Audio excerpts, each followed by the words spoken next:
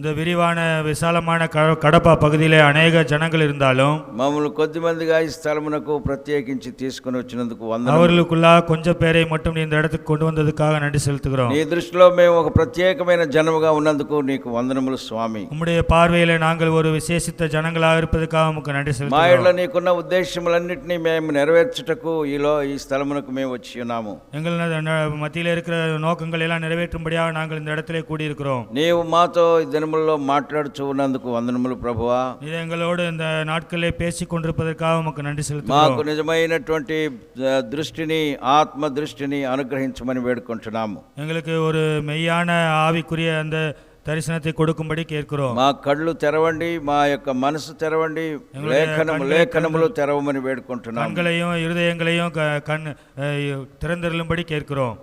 లేఖనములు కూడా తెరవండి, கடவுளுடைய வசனத்தை கூட, எங்களுடைய கடவுளுடைய அந்த வேத வாக்கியத்தை கூட எங்களுக்கு திறந்தருளும். మాకు అవసరమైనటువంటి వర్తమానములు మీరు అనుగ్రహిస్తున్నందుకు వందనములు. எங்களுக்கு தேவையான வார்த்தைகளை நீர் கொடுத்து கொண்டிருப்பதற்காக உமக்கு நன்றி మేము செலுத்துகிறோம். ఈ స్థలములో కనీసం 10 దినములుండి దేవుని వాక్యమును గ్రహించుకొనుట ఎంతో మంచిదిగా ఉండును.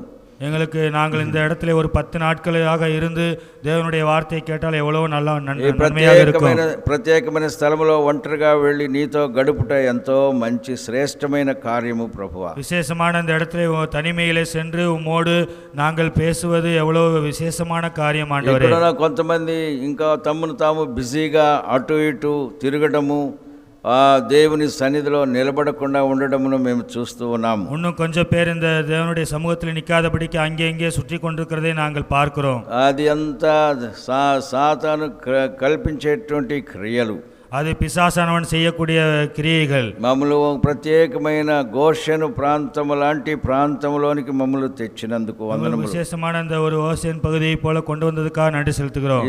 ఐగుప్తీయులందరికంటే ఇశ్రాయేలీలను గోషెను అనే ప్రాంతంలో ప్రత్యేకముగా ఉంచినందుకు నీకు వందనములు. எகிப்தியர்களை பார்க்கிலும் எங்களை இந்த ஓசேன் பகுதி போல அந்த விசேஷமான பகுதியை வைத்ததுக்காக உமக்கு நன்றி செலுத்துகிறோம். వారిలాగా మమ్మలను మీరు ప్రేమించి మాకు నీ వర్తమానములు పంపిస్తూ వస్తున్నందుకు వందనములు. அவர்களைப் போல எங்களை நீர் நேசித்து எங்களுக்கு இந்த உம்முடைய வார்த்தைகளை கொடுத்து கொண்டிருப்பதற்காக நன்றி మా செலுத்துகிறோம். హృదయ భారములను పంచుకొనుటకు మీరు మాకు ఇచ్చిన తరుణముల కొరకు కూడా నీకు వందనములు. எங்கள் இருதயத்தின் பாரங்களை நாங்கள் பகிர்ந்து கொள்வதற்கு நீர் கொடுத்த வாய்ப்புக்காக நன்றி செலுத்துகிறோம். ఎంతమంది తమ హృదయములను సరి చేసుకోలేదో వారితో కూడా మీరు మాట్లాడండి. எத்தனை பேர் தங்களுடைய இருதயங்களை சரி செய்து கொள்ள அவர்களோடு கூட பேசும்படி మా జీవితం మీతో పెనవేసుకున్నట్టుకు సహాయం చేయండి. அவர்களோடு మా జీవితం మీతో కలిసిపోయేట్లుగా సహాయం எங்களுடைய வாழ்க்கை உம்மோடு கூட கலந்து போக உதவி செய்யும். మా ప్రియులు కొంతమంది మార్పు లేనటువంటి వారు కూడా ఉన్నారు, వారిని కూడా మీరు దర్శించండి. பிரியமானவர்களுக்குள்ள கொஞ்சம் பேர் மனம் திரும்பாதவருக்கு அவர்களை கூட நீர் சந்தியும். వారి జీవితం యొక్క ఉద్దేశం ఏమిటో వారికి బయలుపరచండి. அவர்கள் வாழ்க்கையிலே உள்ள நோக்கம் என்னவோ அதை வெளிப்படுத்தும். మీ ఆత్మ శక్తి చేత మాతో మాట్లాడమని యేసుక్రీస్తు పుణ్యనామమున వేడుకుంటున్నాము. ஆவியின் வல்லமையினால் எங்களோடு பேச வேண்டுமா இயேசு கிறிஸ்து நாமத்தினால் வேண்டிக் கொள்கிறோம். ఆమేన్. ఒక విషయం చెప్పాలని ఆశపడుతున్నాను. ஒரு காரியத்தை சொல்லலாம் என்று సేవలో పాలు పొందేటటువంటి పురుషులు కానీ స్త్రీలు కానీ దయచేసి నిలబడండి. ஊழியத்திலே உதவி செய்யக்கூடிய ஆண்களோ பெண்களோ தயவு செய்து எழுந்து நில்லுங்கள். సేవలో సహాయం పడి ஊழியத்திலே உதவி செய்யக்கூடியவர்கள் నిద్రపోతలేస్తారు. వినపట్టం లేదా నేను చెప్పేది? సరే, సేవలో సహాయం చేసిన ఒక వ్యక్తిని గురించి రాత్రి విన్నాం. ஊழியத்திலே உதவி செய்த ஒரு நபரை குறித்து நாம் இரவிலே கேட்டோம். మీలో ఎంతమంది జ్ఞాపకం ఉన్నదో నాకు తెలియదు. உங்களில் எத்தனை பேருக்கு அது ஞாபகம் இருக்கிறதோ தெரியவில்லை. చెప్పండి, ఎవరు చెప్తారు? యారు சொல்றீங்க? త్వరగా చెప్పండి. ఊరికే మడ్డె మఖాలాగా ఉండకూడదు. పేతురా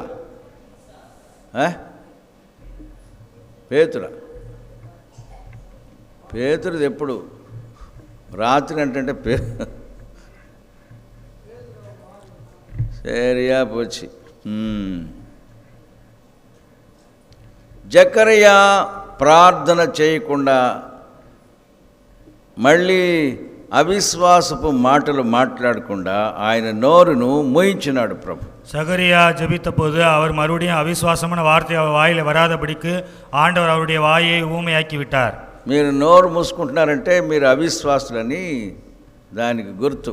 நீங்கள் வாயை மூடிக்கொண்டிருந்தால் அதற்கு அவிசுவாசிகள் என்று அர்த்தம்.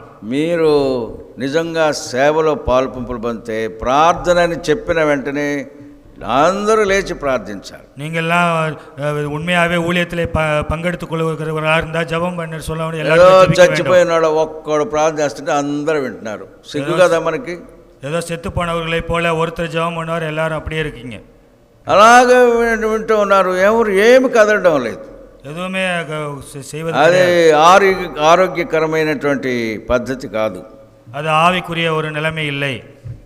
దయచేసి ప్రార్థన అని చెప్పిన వెంటనే అందరూ ప్రార్థన చేయాలి. దయచేసి జపం என்று சொன்ன உடனே எல்லாரும் ஜெபிக்க வேண்டும். సేవలో సహాయం చేసేవాళ్ళు ఫస్ట్ ప్రిఫరెన్స్, వాళ్ళు ప్రిఫరెన్స్ ఏం లేదు, ప్రార్థించాలి. మిగతా వాళ్ళు కూడా ప్రార్థన చేసుకునవచ్చు. ஊழியத்திலே உதவி செய்வர்களும் முக்கியமாக எழுந்து ஜெபிக்க வேண்டும். அவர்கள் மாறாக இருப்பதில்லை. మారు మనసు పొందిన వారందరికీ తరుణం అనుగ్రహించు. மனம் திரும்ப எல்லாருக்குமே வாய்ப்பு கொடுக்கப்படும். అనుగ్రహించబడింది, வாய்ப்பு கொடுக்கப்பட்டது. ఎందుకు మనం ఊరికనే సమయం వ్యర్థం చేసుకోవాలి? ప్రార్థన చేయండి, యవనస్తులు లేవండి, ముసలాళ్ళు లేవండి, ఇటువంటి మాటలు మాట్లాడడం మంచిది కాదు.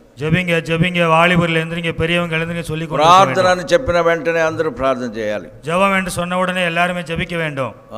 దయచేసి కూర్చోనండి, దయచేసి అమర్ந்து కొల్లుங்க. దేవుని వాక్యములో నుండి, தேவனுடைய வார்த்தையிலிருந்து రాజుల గ్రంథము రాజాக்கள் புத்தகம் 21వ అధ్యాయము 21வது அதிகாரம். కొన్ని వచనములు నేను చదువుతాను, వినండి. మొదటి రాజుల గ్రంథం 1 రాజాக்கள் పుస్తకం 21వ అధ్యాయము కొన్ని వచనములు చదువుతాం.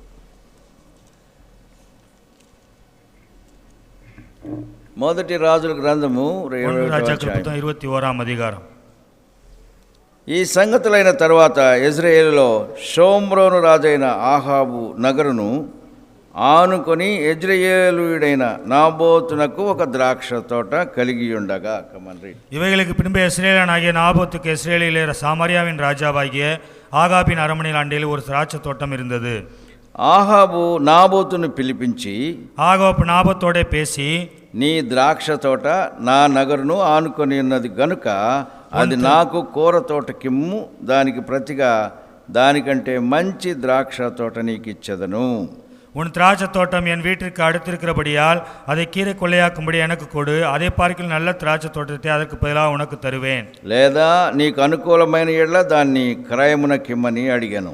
அல்லது உனக்கு வேண்டுமானால் அதன் விலை கிரயமான பணத்தை தருவேன் என்றார். అందుకు నాబోతు, அதற்கு நாபோத், నా పిత్రార్జితమును నీకిచ్చుటకు నాకు ఎంత మాత్రము వల్ల పడదని చెప్పగా, நான் என் பிதாக்களின் சுதந்திரத்தை உமக்கு கொடாதபடி கர்த்தர் என்னை காப்பாராக என்றார். నా పిత్రార్జితమును నీకియనని యెజ్రెయేలీయుడైన నాబోతు తనతో చెప్పిన మాట దానిని బట్టి ఆహాబు మూతి ముడుచుకొనిన వాడై కోపముతో తన నగరునకు పోయి మంచం మీద పడుండి ఎవరితోనూ మాట్లాడకయు భోజనము చేయకయు ఉండెను. இப்படி என் பிதாக்களின் சுதந்திரத்தை உமக்கு கொடேன் என்று இஸ்ரேலனாகிய நாபோத் தன்னோட சொன்ன வார்த்தையாக ஆகாப் சலிப்பும் சினமுமாய் தன் வீட்டிற்கு வந்து போஜனம் பண்ணாமல் தன் கட்டிலின் மேல் படுத்து தன் முகத்தை திருப்பி கொண்டிருந்தான். ఆహాబు రాజుకి బోలెడంత ఆస్తి ఉన్నది. ஆகாப் ராஜாவுக்கு எவ்வளோ சொத்துக்கள் இருக்கிறது. ఆయన రాజ్యమునకు, ఇశ్రాయేలు రాజ్యమంతటికి రాజు. ఇశ్రాయేలుடைய రాజ్యத்தை எல்லாத்துக்குமே రాజా. అతని భార్య అతనితో తన ఇంటి దగ్గర నుండి చాలామంది ప్రవక్తలను తీసుకొని వచ్చినది. ఆమె డౌరీగా వాళ్ళందరినీ మామగారింటికి అత్తగారింటికి తీసుకొని వచ్చింది. அவளுடைய மனைவி அவளுடைய ஊரில் இருந்து அநேக தீர்க்கதரிசிகளை வரதட்சணையாக கொண்டு வந்தார். బయలు ప్రవక్తలు ఇంకా అష్టారోతు ప్రవక్తలు, అటువంటి వాళ్ళందరూ దాదాపు 850 మంది ఆ రాజు ఆస్థానంలో ఉన్నారు. பாகால் தீர்க்கதரிசிகளும் அஸ்திரோத்துடைய தீர்க்கதரிசிகளும் சுமார் 850 பேர் அந்த ராஜ்யத்தில் இருந்தார்கள். అయితే దేవునికి సంబంధించిన ఒకే ఒకడు ఏలియా అనే ఒక దైవజనుడు ఆ దేశంలో ఉన్నాడు. ஆனால் தேவனை ஆராதிக்கக்கூடிய ஒரே ஒரு தீர்க்கதரிசியாக எலியா மட்டுமே அந்த தேசத்தில் இருந்தார். ఏలియా దేవుని యొక్క వర్తమానములు, దేవుని యొక్క మాటలు ఆ రాజుకి చెప్తూ ఉండేవాడు. ஏலியா தேவனுடைய வார்த்தைகளையும் தேவனுடைய தீர்க்க தரிசனங்களையும் அந்த ராஜாவுக்கு சொல்லி கொண்டிருந்தார். యుద్ధమునకు వెళ్ళాల్సిన సమయం కూడా ఆయన దగ్గర ఆయన ఆలోచన చెప్తూ ఉండేవాడు. யுத்தத்துக்கு போகக்கூடிய நேரத்தை குறித்து கூட அவரிடத்திலே அவர் ஆலோசனை சொல்லி கொண்டிருந்தார். కాబట్టి ఏలియా దైవజనుడై ఆయనకు అనేక విషయములు నేర్పించినను అతని భార్య తీసుకొని వచ్చినటువంటి ఆ ప్రవక్తల మాటలు మాటి మాటికి వింటూ ఉండేవాడు. ஏலியா தீர்க்கதரிசி அநேக காரியங்களை அவரோடு இருந்து கற்றுக் கொடுத்தாலும் அவர் மனைவி கொண்டு வந்த அந்த தீர்க்கதரிசியினுடைய வார்த்தையை கேட்க ஆரம்பித்தான். అందువలన అతని హృదయము చాలా కఠినమైపోయినది. அதனாலேயே அவனுடைய இருதயம் மிக கடினமாகிவிட்டது. అక్కడ ఆయన గురించిన వ్రాయబడినటువంటి వాక్యమును ఒకసారి చదువుకుందాము. அங்கே அவரை குறித்து எழுதப்பட்ட அந்த வசனத்தை நாம் வாசிப்போம். 25వ వచనములో 25ஆம் வசனத்திலே, తన భార్య అయిన యెజబెలు ప్రేరేపణ చేత యెహోవా దృష్టికి కీడు చేయ తన్ను తాను అమ్ముకొనిన ఆహాబు వంటి వాడు ఎవడునూ లేడు. தன் மனைவியாகிய எசபேல் தூண்டிவிட்டபடியே கர்த்தரின் பார்வைக்கு பொல்லாப்பானதை செய்ய தன்னை விற்று போட்ட ஆகாபை போல ஒருவனும் இல்லை. విగ్రహారాధన చేసేటువంటి ఒక వ్యక్తి యొక్క తలంపులు చూడండి ఎలాగుంటున్నాయి. விக்கிரகாராதனை செய்யக்கூடிய ஒரு மனிதனுடைய சிந்தனையை பாருங்கள் எப்படி இருக்கிறது என்று. ఆ స్త్రీ తీసుకొని వచ్చినటువంటి విగ్రహముల ఆ సముదాయమును బట్టి ఆ దేశంలో చాలా కీడు వచ్చినది. அந்த ஸ்திரீ கொண்டு வந்த விக்கிரகங்களை எல்லாம் அந்த தேசத்திலே வைத்து அதன் மூலமாக நிறைய கெடுதல் வந்தது. వారిని తీసుకొని వచ్చినటువంటి ఈ స్త్రీ ఆ రాజును నడిపించేటువంటి వ్యక్తిగా అయిపోయినది. அவைகளை எல்லாம் கொண்டு வந்த அந்த ஸ்திரீ ராஜாவையே வழி நடத்தக்கூடியவளாக இருக்கிறாள். కుటుంబంలో స్త్రీ రాజ్యం వెళితే అది నాశనం అయిపోతుంది. குடும்பத்திலே பெண்கள் ராஜ்யத்தை ஆண்டு கொண்டிருந்தால் அது நாசமாகிவிடும். దేవుని వాక్యములో ఏమున్నది?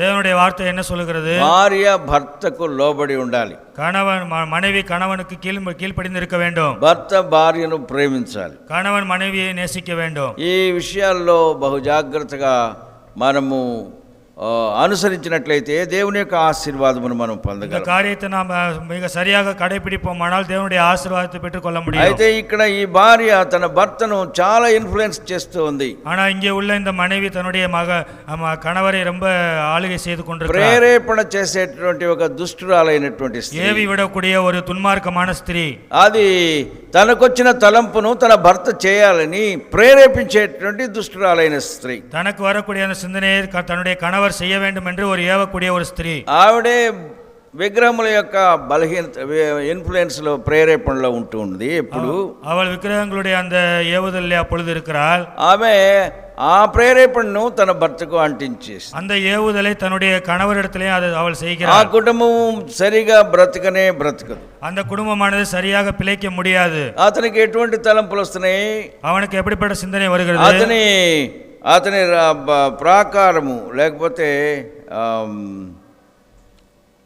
నీ నగరును ఆనుకొని ఉన్నటువంటి ఒక చిన్న ద్రాక్ష తోట మీద అతనికి ఆశలు వచ్చినవి. அவருடைய நகரத்தை சார்ந்த ஒரு சின்ன கீரை கொள்ளையின் மேலே அவருக்கு ஆசை வந்தது. అతనికి ఒకే కొంచెం చిన్న ద్రాక్ష తోట அவருக்கு ஒரே ஒரு திராட்சை தோட்டம், சின்ன திராட்சை తోటం இருக்கிறது. అయితే ఆ దానిని ఆక్రమించుకోవాలనేటటువంటి ఒక దుష్టమైన తలంపు రాజుగారికి వచ్చింది. அந்த சின்ன திராட்சை தோட்டத்தை எப்படியாவது எடுத்துக்கொள்ள வேண்டும் என்ற ஒரு சின்ன சிந்தனை வந்தது. అయితే దానికి యజమానుడైన నాబోతు అనేవాడు, ஆனா அதற்கு உரிமையாளராக இருக்கக்கூடிய அந்த நாபோத் என்பவர், అతడు దేవుని ప్రజలకు సంబంధించినటువంటి వ్యక్తి. அவர் தேவனுடைய ஜனங்களுக்கு சேர்ந்த மனுஷன். ఇశ్రాయేలు దేశంలో ఇశ్రాయేలు ప్రజల మధ్య ఒక మంచి అలవాటు ఉన్నది. இஸ்ரேல் ஜனங்கள் மத்தியிலே ஒரு நல்ல ஒரு பழக்கம் இருக்கிறது. 12 గోత్రముల వారు వారికి భూభాగమును యెహోషువ పంచి ఇచ్చినాడు. 12 கோத்திரத்தாருக்கும் భూభాగము பூமியை யோசுவா பங்கிட்டு கொடுத்தார்.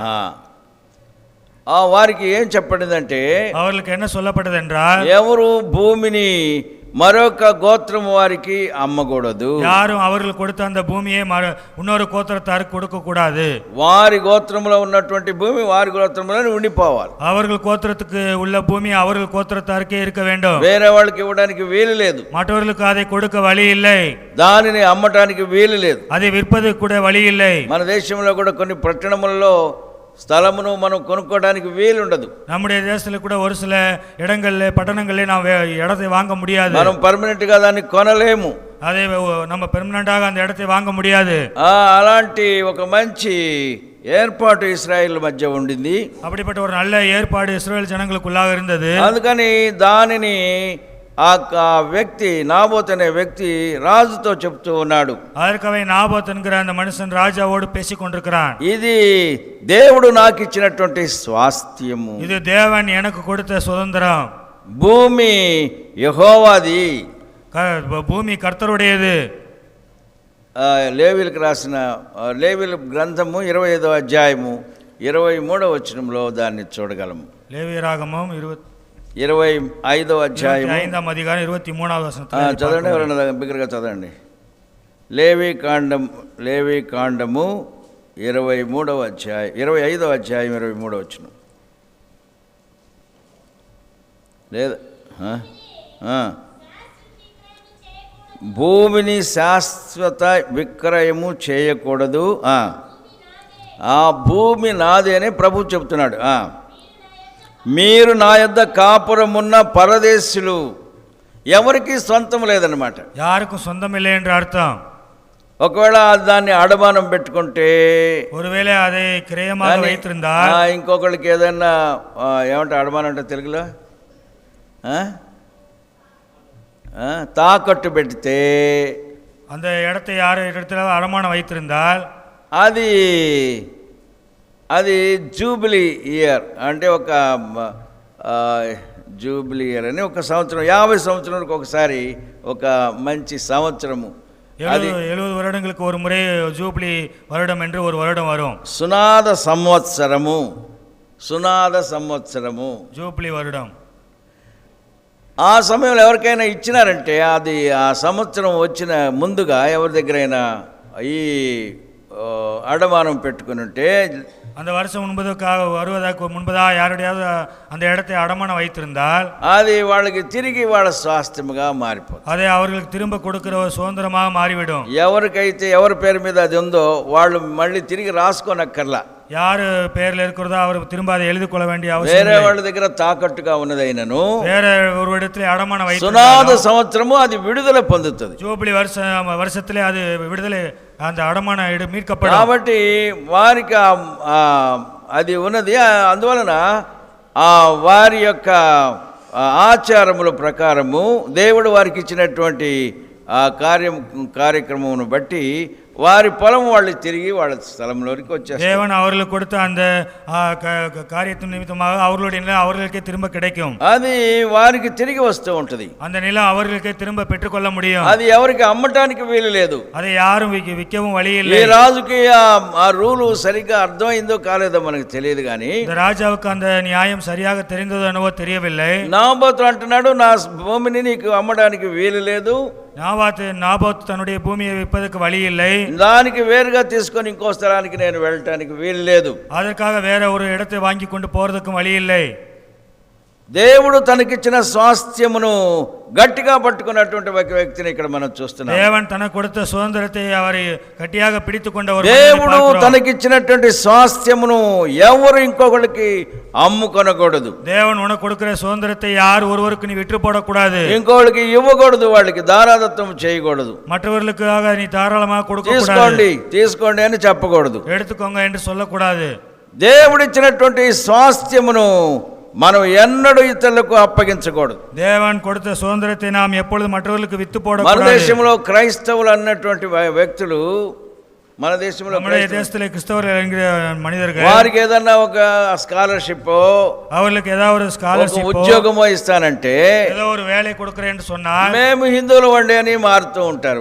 హిందువులని మారి நாங்க இந்துக்களாக இருக்கிறோம் என்று சொல்லி மாறி விடுகிறார்கள். దేవుడు నీకు ఇచ్చిన స్వాస్థ్యమును నువ్వు అమ్ముకొనకూడదు. தேவன் உனக்கு கொடுக்கிற சுதந்திரத்தை நீ விட்டு போடக்கூடாது. దేవుడు అలాంటి ఉన్నతమైనటువంటి మెట్లో నిన్ను ఉంచినాడు. தேவன் அப்படியே ஒரு உயர்வான நிலைமையிலே உன்னை வைத்திருக்கிறார். ఎవరికి దానిని అమ్ముకొనకూడదు. நீ அதை யாருக்கு விட்டு போடக்கூடாது. నేను క్రైస్తవుని కానని చెప్పకూడదు. தேவனுக்கு அருவருப்பான காரியத்தை செய்யக்கூடாது. నేను క్రైస్తవుని కానని చెప్పకూడదు. நான் கிறிஸ்தவன் இல்லை என்று சொல்லக்கூடாது. నేను దేవుని కుమారుడని చెప్పాలి. நான் தேவனுடைய குமாரன் என்று சொல்ல வேண்டும். దేవునికి స్వాస్థ్యముగా వచ్చేవాడిని అని చెప్పాలి. தேவனுக்கு சுதந்திரமாக கொடுத்தேன் என்று சொல்ல வேண்டும். దేవుడు మమ్మలను యాజకులుగాను ఇంకా ఎవరు రాజులుగాను ప్రభువు చేసినాడు. நம்மை தேவன் ராஜாக்களும் ஆசாரியர்களாகவும் மாற்றினார். మేము దాని నుండి క్రిందకు దిగిపోము. நாங்கள் அதிலிருந்து கீழே మేము చాలా ఉన్నతమైన మెట్టులో ఉన్నటువంటి వ్యక్తులము. நாங்கள் மிக உயர்வான நிலைமையில మా உள்ளவர்கள். స్వాస్థ్యమును మేము అమ్ముకొనము. எங்களுக்கு உள்ள சுதந்திரத்தை நாங்கள் விட்டு போட மாட்டோம். చాలా మంది క్రైస్తవులు మన దేశంలో అటు కాసేపు మారుతూ ఉంటారు, ఇటు కాసేపు మారుతూ ఉంటారు. நிறைய பேர் கிறிஸ்தவர் நம்முடைய நாட்டிலே ఎవరు డబ్బులు ఇస్తే అటు ప్రక్క మారుతూ ఉంటారు, ఎవరు డబ్బులు ఇస్తే వాళ్ళు ప్రక్క మారుతూ ఉంటారు. யார் இருந்தார்களோ அவர்கள் இடத்துக்கு పొలిటికల్ పార్టీస్ లాగా అయిపోయినది. పొలిటికల్ పార్టీస్ அரசியல்வாதிகளை போல అలాగ మారిపోతూ ఉంటున్నారు. அப்படி மாறி போகிறார்கள். కూటానికి రమ్మంటే డబ్బులు ఇస్తారా, వస్తాము. கூட்டத்துக்கு வாங்க என்று சொன்னா பணம் கொடுக்குறீங்களா, வர்றோம். ఇంకేమైనా ఇస్తారా, వస్తాము. வேற ஏதாவது கொடுப்பீங்களா, బిర్యానీ పొట్లాలు ఇస్తారా, వస్తాము. బిర్యానీ పొట్లం கொடுப்பீங்களா, வருவோம். మా రాకపోకలకు ఏమన్నా ఏర్పాటు చేస్తారా, వస్తాము. நாங்க வந்து போவதற்கு ஏதாவது பயண செலவு ఇదేమి పొలిటికల్ గిమిక్స్ కాదు, ఇది ఇటువంటివి కాదు మనం చేసేది. ఇది அரசியல் కార్యங்களை நாம் నీకు దేవుని వాక్యం ఎడల భయం ఉంటే నీ వచ్చి వాక్యం వినాలి. தேவனுடைய வார்த்தை மேலே உனக்கு பயம் இருந்தால் வந்து நீ கேட்க வேண்டும். నీకు దేవుని వాక్యం మీద ఆకలి దప్పులుంటే, தேவனுடைய வார்த்தை மேலே பசி தாகம் இருந்தால் వచ్చి నీ వాక్యం వినాలి. வந்து நீ వార్த்தை నీ సొంత ఖర్చులు పెట్టుకొని రావాలి. உன்னுடைய பணத்தை செலவு பண்ணி வர வேண்டும். ఇంకా పైన దేవుని సేవకులకు కొంత సొమ్మును కానుకగా ఇవ్వాలి. தேவனுடைய முடிந்தால் தேவனுடைய ஊழியக்காரர்களுக்கு கொஞ்சம் காணிக்க கொடுக்க வேண்டும். దేవుని సేవ నిమిత్తమై, தேவனுடைய ஊழியத்து நிமித்தம் సాక్రిఫైస్ చేయడం నేర్చుకోవాలి. அந்த தியாகம் செய்ய கற்றுக்கொள்ள வேண்டும். ఎప్పుడు ఇతరుల మీద ఆధారపడేటువంటి మనసు పెట్టుకోకూడదు. எப்பொழுது மற்றவர்களே சார்ந்திருக்கக்கூடிய இதயம் இருக்கக்கூடாது. మేము చదువుకున్నటువంటి కాలేజీ ఆంధ్ర క్రిస్టియన్ కాలేజీ గుంటూరులో ఉంది. గుంటూరులో நான் படித்த కాలేజ్ ఆంధ్ర క్రిస్టియన్ కాలేజ్. దానిలో అక్కడ బిల్డింగ్లు 2-3 బిల్డింగులు కట్టినారు. ఆ బిల్డింగులు ఎవరు డబ్బులు ఇస్తే కట్టారని అక్కడ ఒక చిన్న పలక మీద రాసి పెట్టినారు. அங்கே அந்த காலேஜில் 2-3 கட்டடங்கள் கட்டியிருக்கிறார்கள். அதில் அந்த கட்டடத்தை யார் கட்டினார் என்று ஒரு பலகை. అమెరికాలో పలానా పట్టణములో, அங்கே அமெரிக்காலிருந்து ஒரு தேசத்திலே உள்ள ஒரு தேசத்திலே ఒక పట్టణములో సండే స్కూల్ పిల్లలు వేసిన కానుకలు తీసుకొచ్చి దీన్ని కట్టినాము. సండే క్లాస్ పిల్లங்க எல்லாம் போட்ட காணிக்கையை கொண்டு வந்து இந்த பில்டிங் கட்டினோம். అలాంటి ఆశలు కలిగి ఉండాలి. அப்படிப்பட்ட ஆசை உள்ளவர்களாக ఇక్కడ ఎంత సేవ జరుగుతూ ఉందంటే, இங்கே ஊழியம் நடக்கிறது என்றால் దేవుని సేవ కొరకు మనం ఏమి ఇవ్వగలము, தேவனுடைய ஊழியத்துக்காக நாம் என்ன கொடுக்க முடியும், మనం ఏమి తీసుకొనగలము అని మీరు చేతులు చాపకూడదు. நாங்க என்ன வாங்கி கொள்ள முடியும் என்று சொல்லி ఏమి ఇవ్వగలము సేవ నిమిత్తమై, ஊழியத்துக்காக என்ன கொடுக்க முடியும். ఇంత గొప్ప సేవ జరుగుతున్నదే, இவ்வளவு பெரிய ஊழியம் நடக்கிறது. ఈ సేవను మనం ఎలాగ సపోర్ట్ చేయగలము, இந்த ஊழியத்துக்கு நாம் எப்படி సపోర్ట్ అది క్రైస్తవ యొక్క మనస్సు, அது கிறிஸ்தவர்களுடைய இதயம். అయితే మన దేశం క్రైస్తవులు ఏం చేస్తున్నారు తెలుసునా? நம்முடைய தேசத்தில் உள்ள கிறிஸ்தவர்கள் என்ன ఆటోలు ఆడున్న స్థలములకు ఆటోలు పంపాలంట. அவர்கள் இருக்கிற இடத்துக்கு ஆட்டோ அனுப்ப வேண்டுமா? ఇటువంటి చాదస్తపు భక్తి మనకు వద్దు. இப்படிப்பட்ட பக்தி நமக்கு வேண்டாம். నీకు ఆకలి అయితే దేవుని వాక్యం వినడానికి రా. உனக்கு ஆர்வமாக இருந்தால் தேவனுடைய வார்த்தையை கேட்கவா. దేవుని వాక్యం మీద ఆకలి దప్పులు కలిగినవా నీకు? தேவனுடைய வார்த்தை மேலே உனக்கு பசி தாகம் இருக்கிறதா? అమ్మో అది దూరం అండి, నైట్ లో అక్కడ రాలేమండి. ஐயோ அது ரொம்ப தூரமா இருக்கு, నైట్ లో அங்கே வர முடியாது. అటువంటి మాటలు మాట్లాడే వాళ్ళు దేవుని కొరకు పనికిరారు. அப்படிப்பட்ட பேச்சுக்களை பேசுகிறவர் தேவனுக்கு உதவ மாட்டார்கள். సరే, ఇక్కడ ఈ రాజుగారు తన ప్రాకారము ప్రక్కనున్న రాజమందిరమును ప్రక్కన ఉన్నటువంటి ద్రాక్ష తోట మీద కన్ను వేసినాడు. இந்த ஆகாப் ராஜா அரண்மனை அருகிலே உள்ள திராட்சை தோட்டத்தின் மேலே கண் போட்டான். ఆడి కండ్లు చెడ్డ కండ్లు. அவருடைய கண்கள் கெட்ட దేవుని వాక్యంలో ఉన్నది. தேவனுடைய வார்த்தையில் என்ன சொல்கிறது? నిర్గమకాండం 20వ అధ్యాయము 17వ వచనం చదువుకుందాం. నిర్గమకాండము యాత్రాగమం 20:17 27వ అధికారం 20వ అధికారం 17వ వచనం త్వరగా చదవండి. ఏమింతసేపు చదువుతారు? నీ పొరుగువాని ఇల్లు ఆశింపకూడదు. నెక్స్ట్, భార్యనైనను దాసినైనను ఎద్దునైనను గాడిదనైనను పొరుగువాని దేనినైనను నీవు ఆశింపకూడదు. అది దేవుని వాక్యములో. உன்னுடைய பொருள் எதை இருந்தாலும் அதை நீ இச்சிக்க கூடாது. ఇది దేవుని వాక్యము, இது தேவனுடைய வார்த்தை. ఓ ఈ పోలీస్ పోలీస్ క్వార్టర్స్ ఉన్నటువంటి స్థలములలో போலீஸ் குடியிருப்பு இருக்கிற இடங்கள்ல భయంకరమైన వ్యభిచారం జరుగుతూ ఉంటుంది. பயங்கரமான விபச்சாரம் நடக்கிறது. ఎందుకు? எதற்காக? వాళ్ళ డ్యూటీ 2 గంటలు 3 గంటలు డ్యూటీ చేసి మళ్ళీ ఇంటికి వస్తూ ఉంటారు. அவர்கள் 2 மணி 3 மணி வரைக்கும் டியூட்டி பார்த்து விட்டு வீட்டுக்கு வருவார்கள். వీళ్ళు కొంతమంది డ్యూటీలకు వెళ్తూ ఉంటారు. இவர்கள் கொஞ்சம் பேர் டியூட்டிக்கு போவார்கள். వాళ్ళు కొంతమంది తిరిగి వస్తూ ఉంటారు. కొంచెం పేరు తిరిగి வருவார்கள். ఆ 2-3 గంటల్లో జరగవలసినటువంటి పాప కార్యములు అక్కడ జరుగుతాయి, విస్తారముగా జరుగుతాయి. அந்த 2-3 மணி நேரங்களிலே பாவ காரியங்கள் நடந்து கொண்டிருக்கிறது. భయంకరమైన కార్యములు జరుగుతూ ఉంటాయి. భయంకరమైన కార్యం நடக்கிறது. పొరుగువాని భార్యను ఆశించేటటువంటి కన్నులు, பிறனுடைய மனைவியை இச்சிக்கக்கூடிய கண்கள், పాపమును ప్రేమించే స్త్రీలను చూచి ఆశించే కన్నులు కొంతమందికి ఉన్నాయట. பாவத்தை செய்யக்கூடிய அந்த பெண்களை பார்க்கக்கூடிய கண்கள் நிறைய இருக்கிறது. సమరయ స్త్రీ లాంటి స్త్రీ అంట. మొన్న వాక్యంలో విన్నాం కదా, సమరయ స్త్రీ లాంటి స్త్రీ. ముందే నాళ్ళ వార్త కేட்டோம்னா சமாரிய ஸ்திரியை போல ஸ்திரியா. దుష్టమైనటువంటి ప్రజలు, துன்மார்க்கமான ஜனங்கள், పాపము తమ హృదయములో దాచుకున్నటువంటి వ్యక్తులు, పావத்தை తங்களுடைய హృదయத்திலே మறைத்து దేవుని కార్యములకు వ్యతిరేకమైన, దేవుని వాక్యములకు వ్యతిరేకమైనటువంటి కార్యములు, இவர்கள் தேவனுடைய வார்த்தைக்கு விரோதமானவர்கள். అటువంటి వారి గతి ఎటువంటిదో మనం చూద్దాము.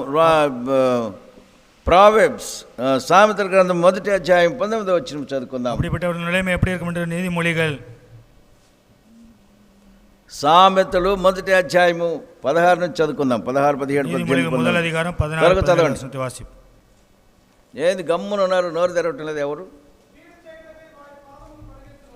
కీడు చేటుకై వారి పాదములు పరిగెత్తును,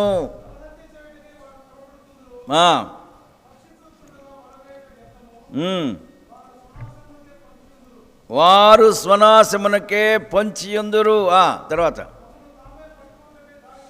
తమ్మును తామే పట్టుకొనుటకై దాగియుందురు. వాళ్ళు దాగి ఉండేది వాళ్ళని వాళ్ళే పట్టుకుంటూ ఉంటారు. அவர்களே பிடித்துக் கொள்வார்கள். నెక్స్ట్ తర్వాత ఆశాపాతకుల గతి అందరిది అటువంటిదే. దానిని స్వీకరించు వారి ప్రాణము అదే తీయును. ఆశాపాతకుల యొక్క గతి అటువంటిదే. இச்சிக்கக்கூடியவர்கள் நிலைமை அப்படிதான். దుష్టమైన ఆశ నీకున్నదా? துன்மார்க்கமான ஆசை உனக்கு இருக்கிறதா? ఆ పేదవాడైనటువంటి ఆ నాబోతు యొక్క స్థలము ఆశపడుతూ ఉన్నాడు. ఏలియా இருக்கக்கூடிய நாபோத்துடைய இடத்தை அவன் దానికి ஆசைப்படுகிறான். విస్తారమైన ద్రాక్ష తోట ఉన్నది. அதுக்கு சமமான ஒரு திராட்சை தோட்டம் இருக்கிறது. ఆ రాజుకి విస్తారమైన ద్రాక్ష తోట ఉన్నది. ராஜாவுக்கு பெரிய திராட்சை தோட்டம். నగరు నిండా మంచి ఇళ్ళున్నవి. அந்த நகரத்திலே பெரிய வீடுகள் இருக்கிறது. అయినను అతడు వాటన్నిటిని చూసుకొనడం లేదు. ஆனால் அவன் அதையெல்லாம், నాకు ఈ ద్రాక్ష తోట కావాలి, எனக்கு இந்த திராட்சை தோட்டம் தான் வேண்டும். అతని దృష్టి చెడిపోయినది. அவருடைய பார்வை கெட்டு போனது. దావీదు ఒకప్పుడు తన దృష్టిని చెడుపుకున్నాడు. దావీదు தன்னுடைய பார்வையை கெடுத்துக்கொண்டார். ఎవరో సామాన్యుడైనటువంటి సిపాయి యొక్క భార్య మీద కన్ను వేసినాడు. ஏதோ ஒரு சாதாரண சேவகனுடைய மனைவி மேலே கண் போட்டான். ఏమైపోయింది? என்ன ஆனது? దానిని తెప్పించుకున్నాడు. அந்த அவளை கொண்டு வந்தான். ఆ ఆశ అతని పాపములోనికి దించివేసినది. அந்த ఆశయానది అప్పుడే పాపத்துக்கு, అతడు తన నాశనమును తానే కోరుకుంటున్నాడు, తెలియలేదు. அதனால அவனை அழித்து, తన నాశనమును తానే తెచ్చుకున్నాడు, తెలియలేదు. அவனே தேடிக்கொண்டான். తన ఆశ తనను నాశనములోనికి నడిపించినది. அவனுடைய ஆசை அவனுக்கு அழிவை கொண்டு வந்தது. ఈ రాజు యొక్క, దావీదు రాజు యొక్క ఆశ ఎంత నాశనమునకు తీసుకొని వెళ్ళిందంటే, దావీదు రాజు அவனுடைய ஆசை எவ்வளவு அழிவு கொண்டு வந்தது என்றால், కత్తి ఎప్పుడు నీ యొక్క ప్రజల మధ్య ఉంటూ ఉంటది. నీ కుటుంబంలో ఎప్పుడు కత్తి ఉండును.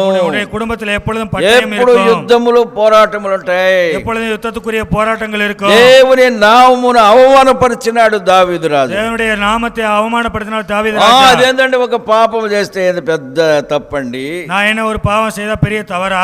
అది దేవుని నామమునకు అవమానం తీసుకొని వచ్చినాడు. దేవుని నామத்துக்கு అవమానం கொண்டு வருகிறது. సమూయేలు గ్రంథం, 1 సమూయేలు గ్రంథము 12వ అధ్యాయంలో ఆ విషయాన్ని గురించి రాసినాడు. 1 சாமுவேல் 12ஆம் அதிகாரத்தில் இந்த காரியத்தை குறித்து எழுதப்பட்டிருக்கிறது. 1 సమూయేలు 2 సమూయేలు. ఎవరు పండితమునిలాగా కూర్చున్నారు?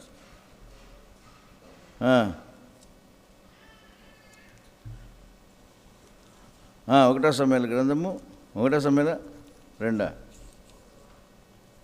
చెప్పండి, ఎవరు బైబిల్ పండితులంతా కూర్చున్నారు. నాతాను వచ్చి దావీదును గద్దించినటువంటి సన్నివేశం.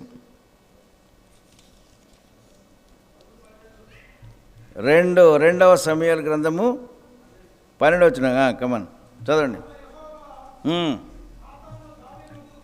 పంపిను, సరే. అప్పుడు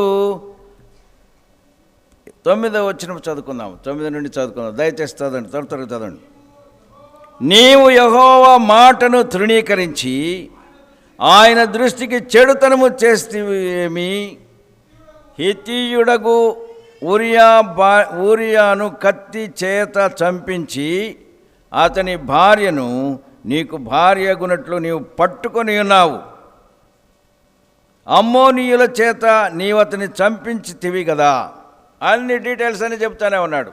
எல்லா காரியத்தையும் சொல்லிக் கொண்டிருக்கிறார். అతనే అక్కడ సేవకునికి ఆ విషయంలో ఏమి తెలియవు, కానీ நாத்தான் தீர்க்கதரிசிக்கு அந்த காரியங்கள் எதுவும் தெரியாது. అయితే దేవుడు అతనికి బయలుపరిచినాడు. ஆனால் தேவன் அவருக்கு வெளிப்படுத்தினார். అతని యొక్క పరిస్థితి అంతా తెలియపరుస్తూ ఉన్నాడు. அவனுடைய நிலைமையை எல்லாம் தெரியப்படுத்தினார். నీవు నన్ను లక్ష్యము చేయక హిత్తీయుడకు ఊరియా భార్య నీకు భార్యగునట్టు తీసుకొని నందున, நீ என்னை அசட்டை பண்ணி உரியா மனைவியை எடுத்துக்கொண்டபடியினால் నీ ఇంటి వారికి సదాకాలము యుద్ధము కలుగును.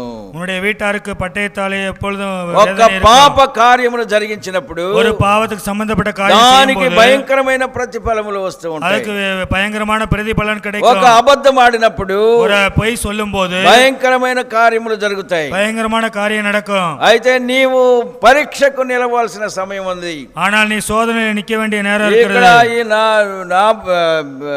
ఇతను ద్రాక్ష తోటకు సొంతదారుడైనటువంటి వాడు.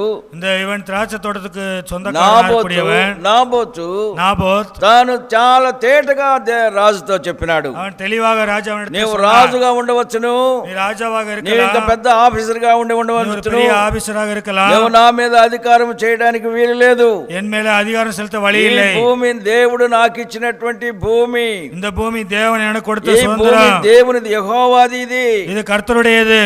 మేము ఊరిక దాని మీద నివాసం చేయడానికి వచ్చినటువంటి వారము. நான் சும்மாவே அதிலே வாழ்ந்து கொண்டிருக்க வந்தவன். అబ్రాహాము గురించి ఏం చెప్పబడింది? ஆபிரகாமை குறித்து என்ன சொல்லப்பட்டது? అతడు దేశములు తిరుగుతూ వచ్చినాడు. அவர் தேசமா சுற்றி வந்தார். అతడు ఆ స్థలము తనది అయినను దాని మీద అతడు నివాసం చేసుకొని పర్మనెంట్ గా నివాసం చేసుకోవడానికి వీలు లేకుండా పోయింది. அவருக்கு கொடுக்கப்பட்ட இடம் அவருடையதா இருந்தாலும் அதிலே அவர் நிரந்தரமாக குடியிருக்கவில்லை. అతడు పరదేశిగానే ఉన్నాడు. அவர் పరదేశిயாக இருந்தார். దేవుని బిడ్డలు ఈ లోకములో పరదేశులని గమనించాలి. దేవుடைய பிள்ளைகள் அந்த உலகத்தில் இருக்கும்போது பரதேசி, దేవుని నామమునకు మహిమ తీసుకొని రావాలి. దేవుடைய నామத்துக்கு మహిమயை கொண்டு வர దేవుడు வேண்டும். నీకు ఇచ్చిన కొద్ది స్థలమును, தேவன் உனக்கு கொடுத்த கொஞ்சம் దేవుడు నీకు இடத்தை, ఇచ్చిన భార్య బిడ్డలను, தேவன் உனக்கு கொடுத்த மனைவி பிள்ளைகளை, దేవుడు నీకు ఇచ్చిన కొద్ది పనిని தேவன் கொடுத்த உனக்கு கொஞ்சம் வேலை, దేవుని మహిమార్థమై వాడుకోవాలి. தேவனுடைய మహిமைக்காக பயன்படுத்த సమయం வேண்டும். వచ్చినప్పుడు ప్రాణము పోయినా కూడా దాన్ని అప్పగించకూడదు. உன்னுடைய ஜீவன் போனாலும் அதை விட்டு கொடுக்க నేను கூடாது. దానిని ఇవ్వను అని చెప్తూ நான் ఉన్నాడు. அதை கொடுக்க மாட்டேன் என்று சொல்ல வேண்டும். నువ్వు చెప్పగలవా? நீ சொல்ல முடியுமா? పరీక్ష వచ్చినప్పుడు నిలవగలవా? அந்த சோதனையில நீ நிக்க முடியுமா? యేసేవు అనే దౌర్భాగ్యుడు ఒకడు ఉండినాడు. ஏசா என்ற ஒரு துன்மார்க்கன் இருந்தான். దుర్మార్గుడు. అతడు మొట్టమొదటి కుమారుడు తన తండ్రికి. அவர் முதல் மகன் அவருடைய மகனுக்கு தகப்பனாருக்கு. వాళ్ళ నాన్నగారి పేరు ఎవరు చెప్తారా? ఎవరన్నా? அவருடைய தகப்பன் பேர் யாராவது சொல்கிறீர்களா? యేసేవు తల్లి పేరు, తండ్రి పేరు. ஏசாவுடைய அப்பா பேர் ఎవరే మాట్లాడరు? భలేవాళ్ళ మీరు. ఇస్సాక్. యేసేవు యొక్క తండ్రి పేరు ఇస్సాక్. ஏசாவுடைய தகப்பன் ఇస్సాకు ஈசாக்கு. మొట్టమొదటి కుమారుడు జ్యేష్ఠపుత్రుడు యేసేవు. ஈசாக்குடைய சிரேஷ்ட புத்திரன் அந்த అతనికి జ్యేష్ఠ పుత్రత్వం వస్తుందని తెలుసు. அவருக்கு சிரேஷ்ட புத்திர பாகம் கிடைக்கும் என்று అతనికి தெரியும். 2 భాగములు అతనికి రావాలి. அவருக்கு 2 பாகம் வர வேண்டும். అతనికి ఆ విషయము తెలుసును. அவருக்கு அந்த காரியம் தெரியும். అయితే ఒక దినమున వాడు తమ్ముడి దగ్గరికి వెళ్ళి, ஆனால் அவர் ஒரு நாள் அந்த தம்பியின் இடத்துல போய், నాకు జ్యేష్ఠ పుత్రత్వం నాకు అవసరం లేదు, எனக்கு சிரேஷ்ட புத்திர பாகம் என்னத்துக்கு? దేవుడు నీకు ఇచ్చినాడు జ్యేష్ఠ పుత్రత్వమును. தேவன் உனக்கு கொடுத்த சிரேஷ்ட తన புத்திர తల్లి பாகம். గర్భమును చించుకొని మొట్టమొదట బయటకు వచ్చినటువంటి వాడు జ్యేష్ఠ పుత్రుడు.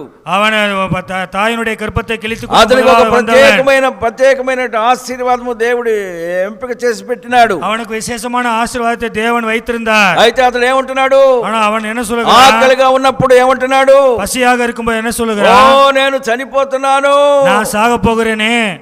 ఒకరోజు ఆకలి అయిపోతే ఏమో చచ్చిపోతాడా వాడు? ஒருவேளை பசி வந்தா அவன் செத்து போய் விடுவானா? ఒక్క రోజు భోజనం లేకపోతే చచ్చిపోతాడా? ஒரு நாள் பசியா இருந்தா செத்து போய் బాగా వేటాడి మాంసం తినేవాడికి ఎటువంటి తలంపులు వస్తున్నాయో చూడండి. వేటయాడి నేను చచ్చిపోతున్నాను కనుక నాకు జ్యేష్ఠత్వపు హక్కు నాకు అక్కరలేదు. இந்த சேஷ்ட புத்திரபாகம் எனக்கு என்னத்துக்கு?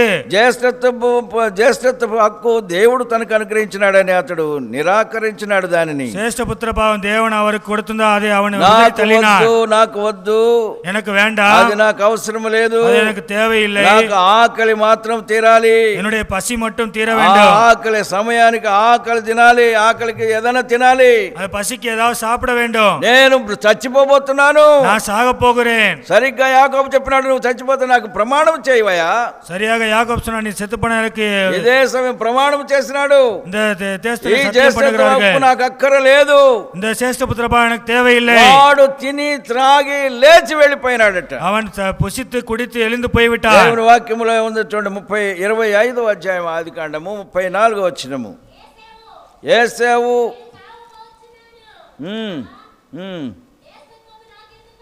జ్యేష్ఠత్వపు నాకెందుకని జ్యేష్ఠత్వపు హక్కు నాకెందుకు?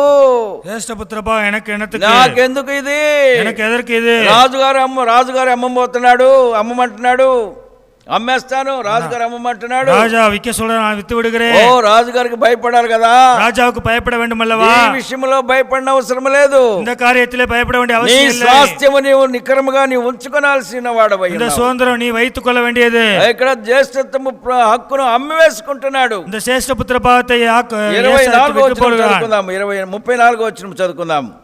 34వ వచనం వాసిపోం. 34వ వచనము. అతనికి జ్యేష్ఠత్వమును అమ్మివేయగా యాకోబు ఆహారమును చిక్కుడుకాయల వంటకమును ఏశావునికిచ్చెను. అతడు తిని త్రాగి లేచిపోయినట్లు ఏశావు తన జ్యేష్ఠత్వమును తృణీకరించెను. జ్యేష్ఠత్వ హక్కును చాలా సులభంగా అమ్మేసుకున్నాడు. இப்படியா జ్యేష్ఠత్వத்தை அலட்சியம் பண்ணினான். అతని గురించి తర్వాత ఏం రాయబడినది? அவனை குறித்து மறுபடியும் என்ன எழுதப்பட்டிருக்கிறது? హెబ్రీయులకు రాసిన పత్రికలో మనం చక్కగా చూస్తాము. எபிரேயருக்கு எழுதின நிருபத்திலே நாம் தெளிவாக 12వ అధ్యాయంలో దాని రాయబడింది. 12వ அதிகாரத்தில் அது எழுதப்பட்டிருக்கிறது. హెబ్రీయులకు రాసిన పత్రిక 12వ అధ్యాయము, எபிரேயருக்கு எழுதின 12వ அதிகாரம் 16వ వచనం చదువుకుందాము. 16వ వచనத்தை వాసిపోం. ఒక పూట కూటి కొరకు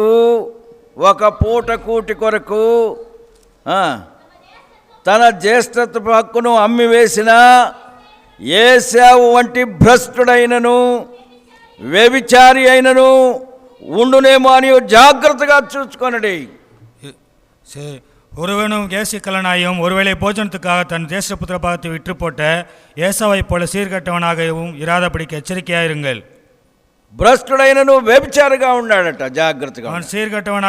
వాని హృదయం చెడిపోయినది, அவருடைய இருதயம் கெட்டுப்போனது. దేవునికి అతని హృదయంలో స్థలము లేదు, தேவனுக்கு அவருடைய இதயத்தில் இடம் இல்லை. అటువంటి వారిని భ్రష్టుడు అని చెప్తూ ఉంటారు. அப்படிப்பட்டவனை சீர்கட்டவன். నీ హృదయంలో దేవునికి స్థలము లేకపోతే, உடைய இதயத்திலே தேவனுக்கு இடம் இல்லை என்றால், భ్రష్టమైన మనసు నీకు అనుగ్రహిస్తాడు దేవుడు.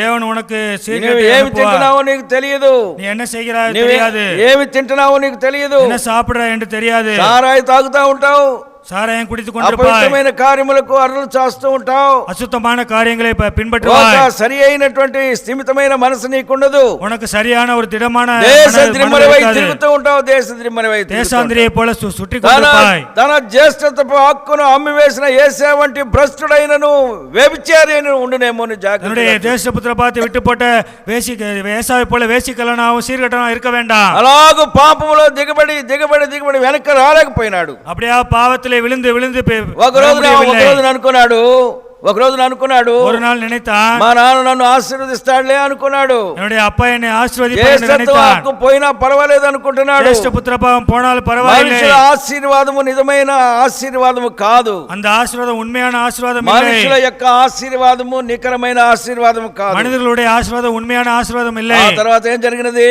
அதன் பிறகு என்ன நடந்தது? 17వ వచనం చదువుకుందాము. ఏశావు ఆ తరువాత ఆశీర్వాదము పొందగోరి కన్నీళ్లు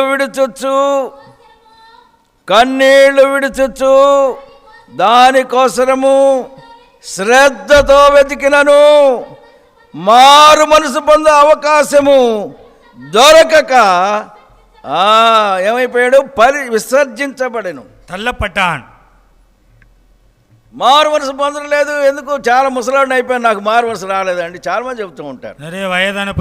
నీకు దేవుడు ఇచ్చిన తరుణమును పాడు చేసుకుంటే దేవుని కొడుత వాய்ப்பని మళ్ళీ ఆ తరుణము నీకు దొరకదు. మறுபடியும் உனக்கு ஒரு தருணம் கிடைக்காது.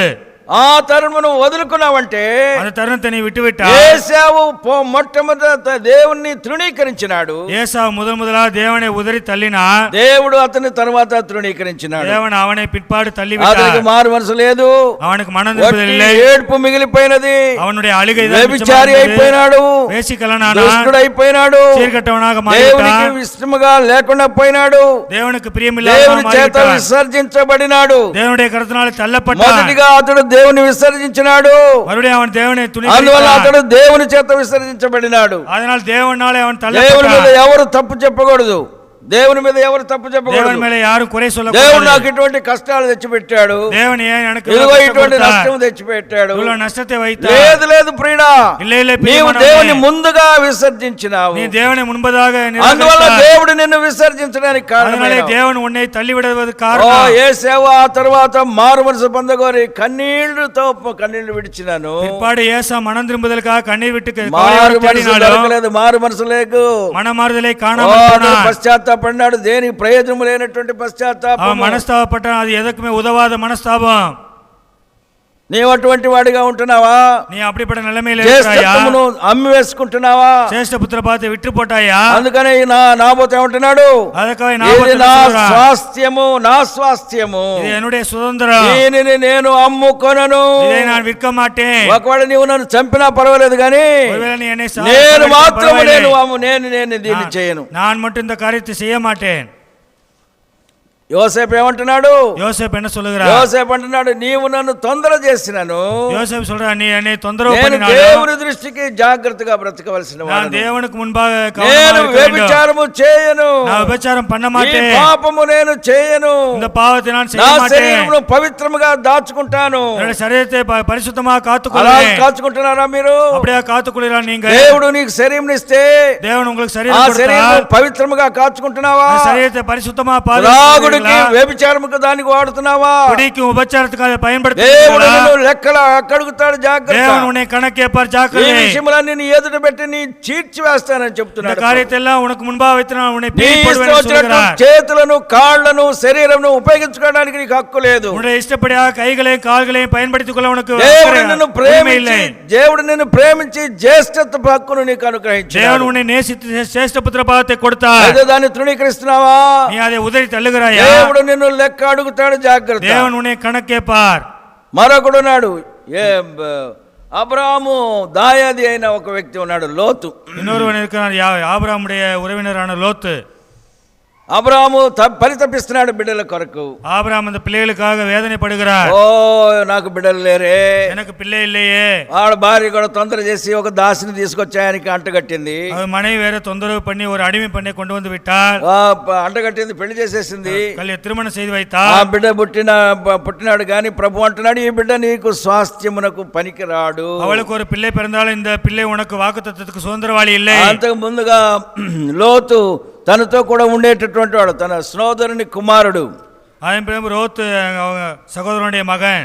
అతడు అబ్రాముతో ఉండినాడు. அவர் ஆபிரகாமோடு கூட இருந்தார். అబ్రాము ఒకవేళ ఆస్తి అట్లా వదిలిపెట్టి చనిపోయి ఉంటే ஆபிரகாம் ஒருவேளை சொத்துக்களை எல்லாம் விட்டு செத்து ఆ போயிருந்தார். సొత్తుదారుడు అతనికి హక్కుదారుడు ఎవరు?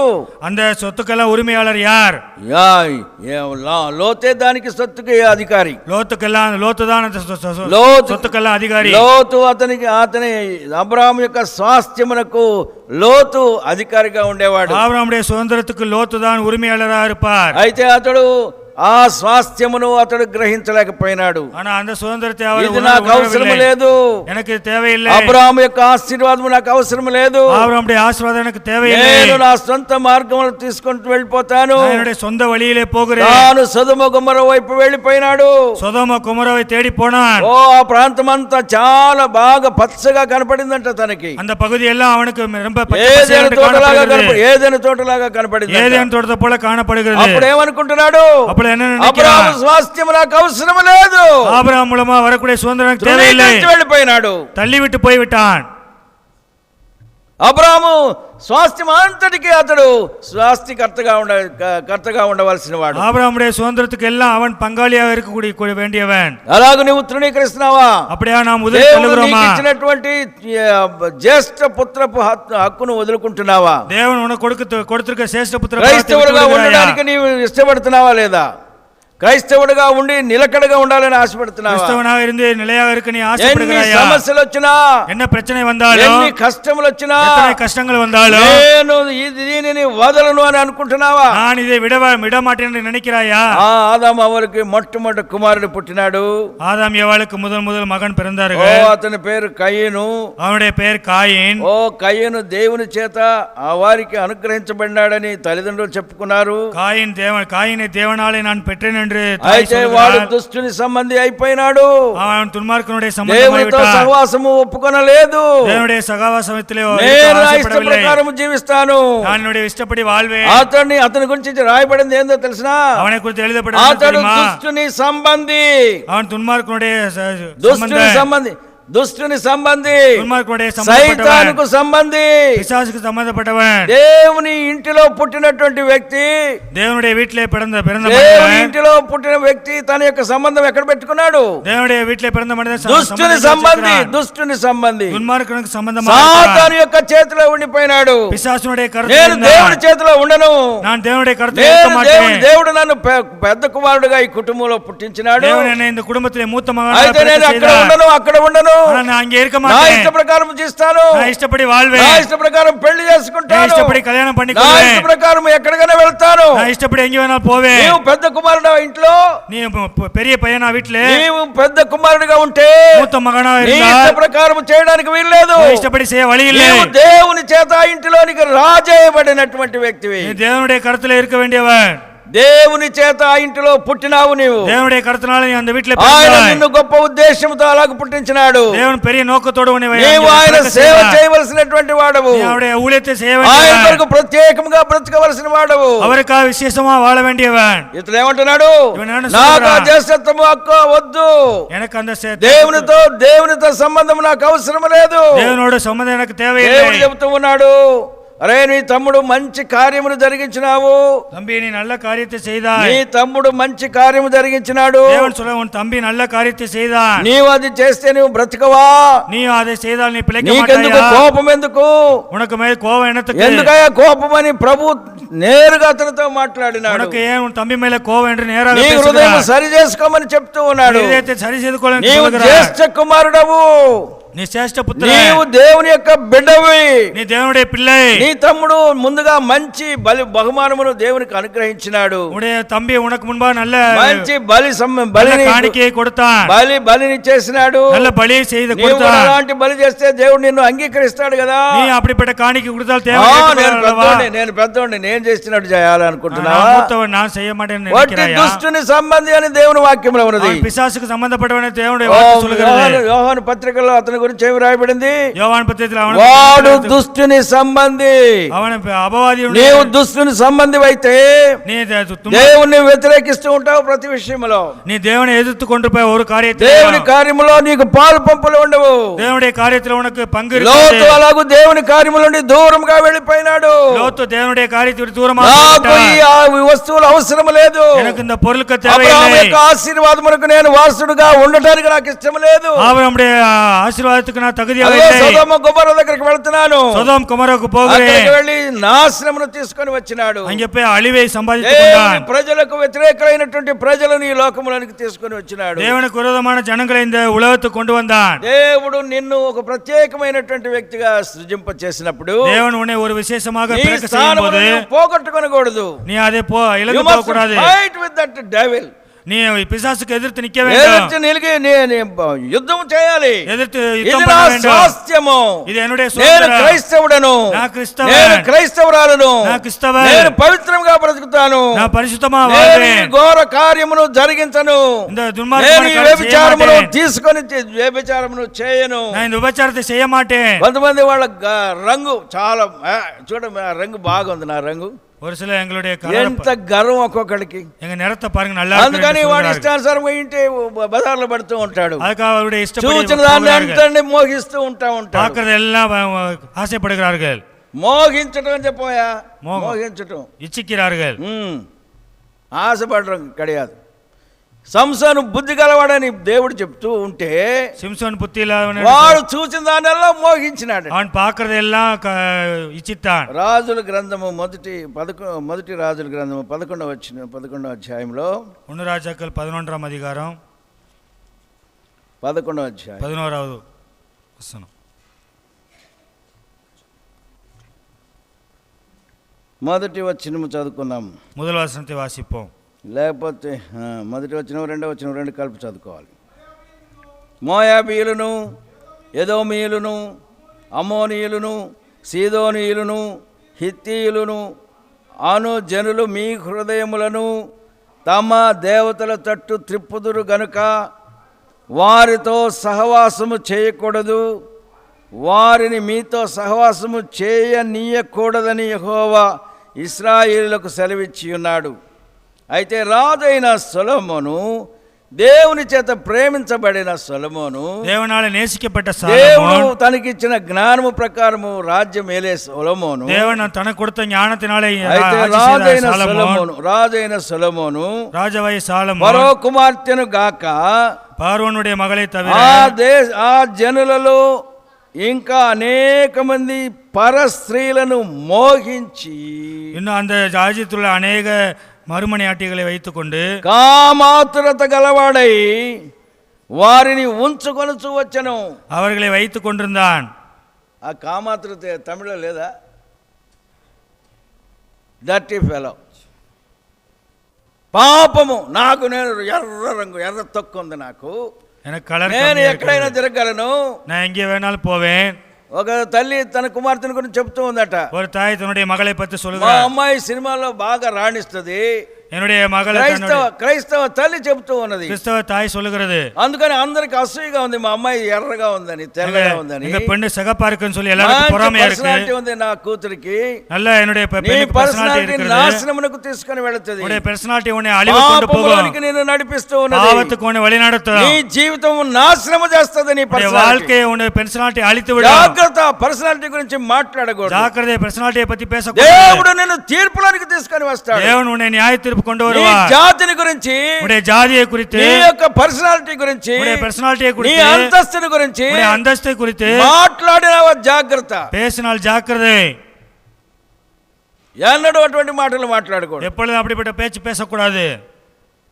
దేవుడు వాటిని తీర్పులోనికి తీసుకొని వస్తాడు. தேவன் அவைகள் எல்லாவற்றையும் దేవుని వాక్యమున్నటువంటి నీకు భయమున్నదా?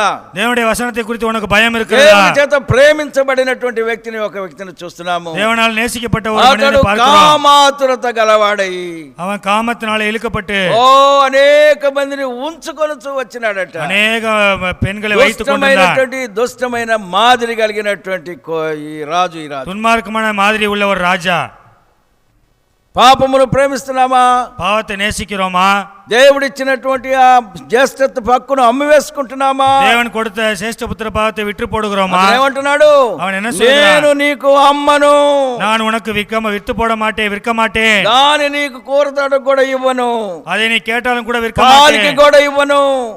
అది దేవుని స్వాస్థ్యము. அது தேவன் எனக்கு கொடுத்த దేవుడు சுதந்திரம். నాకు ఇచ్చిన దేవుని స్వాస్థ్యము. தேவன் எனக்கு கொடுத்த దేవుడు சுதந்திரம். నాకు ఇచ్చినటువంటి ఈ మంచి పవిత్రమైనటువంటి జీవితము. தேவன் எனக்கு கொடுத்த இந்த பரிசுத்தமான வாழ்க்கை. యవనస్తురాలు అలాగే చెప్తూ ఉంటుందా? வாலிய பெண்கள் அப்படி ఎవడనో ఒకడు சொல்லுகிறார்களா? కన్ను గీటినట్టయితే, ఎవడనో ఒకడు కన్ను గీటితే யாரோ ஒருத்தர் తిరగటము, నవ్వటము, அவனை பின்னாலே వాటేసుకోవడం, పోవడం, బాగా వాటేసుకొని పోవడం. సిగ్గులైనటువంటి క్రైస్తవ బిడ్డలు, வெக்கமில்லாத கிறிஸ்தவ பிள்ளைகள், నీ శరీరము మరి యొక్క పురుషుడి శరీరమునకు అంటుకొనకూడదు. உன்னுடைய சரீரம் ஆண்களுடைய சரீரத்தோடு అది ஒட்டக்கூடாது. దేవుడు నీకు ఇచ్చిన శరీరము. அது தேவன் உனக்கு கொடுத்த పెళ్ళయ్యేంత சரீரம். వరకు భర్తతో నీవు కాపురం చేయవలసినటువంటి వ్యక్తివి. திருமணம் ஆன புருஷனோடு சேர்ந்து வாழ வேண்டியவள். ఎంతమంది గర్భధారణలు చేస్తూ ఉంటున్నారు పెళ్లికి எத்தனை ముందు. பேர் கல்யாணத்துக்கு முன்பதாவே கருவை கலக்கிறார்கள். పాపమును ప్రేమించినటువంటి పిల్లలు, பாவத்தை நேசிக்கக்கூடிய వారి பிள்ளைகள், జీవితంలో నిజమైనటువంటి సంతోషమును మనం చూడలేము. அவருடைய வாழ்க்கையிலே உண்மையான சந்தோஷத்தை பார்க்க முடியாது. పెళ్లి కాక ముందు పాపము చేసిన పురుషులు గాని స్త్రీలు గాని, திருமணத்துக்கு முன்பாக பாவம் செய்த பெண்களோ ஆண்களோ వారు పవిత్రముగా జీవించనందువలన அவர்கள் பரிசுத்தமாக வாழாததினாலே వారి కుటుంబంలో సంతోషము సమాధానము ఉండనే ఉండదు. அவர்களுடைய குடும்ப வாழ்க்கையிலே சந்தோஷம் சமாதானம் இருக்கவே இருக்காது. ఏమన్నా అనుకు, నువ్వేమన్నా చెయ్యి, நீங்க எது வேணாலும் ఏ செய்யுங்க. ఏ పని చేసినా ఈ పని మాత్రం వీలు పడదు. எந்த வேலை செய்தாலும் இது நடக்காது. దేవుడు పవిత్రముగా నీ శరీరమును అమ్ముకొనకుండా జాగ్రత్తగా కాపాడుకోమంటున్నాడు. தேவனுடைய சரீரத்தை பரிசுத்தமாக దేవుడు பாதுகாத்து నీకు ఇచ్చిన స్వాస్థ్యం అది. தேவன் கொடுத்த சுதந்திரம் அது. పవిత్రమైనటువంటి జీవితమును ప్రభువు నీకు అనుగ్రహించినాడు. பரிசுத்தமான வாழ்க்கையை தேவன் పవిత్రమైన கொடுத்தார். శరీరమును పవిత్రముగా ఉంచుకోవాలని ప్రభు కోరుకుంటున్నాడు. சரீரத்தை பரிசுத்தமாக பாதுகாத்து యోసేపు ఏమంటున్నాడు? యోసేపు ఏమంటున్నాడు? யோசேப்பு என்ன சொல்லுகிறார்? 39వ అధ్యాయము 9వ వచనంలో ఏమంటున్నాడు? ஆதி 39ஆம் அதிகாரம் 9ஆம் வசனத்தில் என்ன నా சொல்லுகிறார்? దేవుని ఎదుట ఎలాగు నేను నీకు లోబడగలను. என் தேவனுக்கு முன்பாக நான் எப்படி இந்த காரியத்தை செய்வேன் என்று சொல்கிறார். చదవండి అది వాక్యము.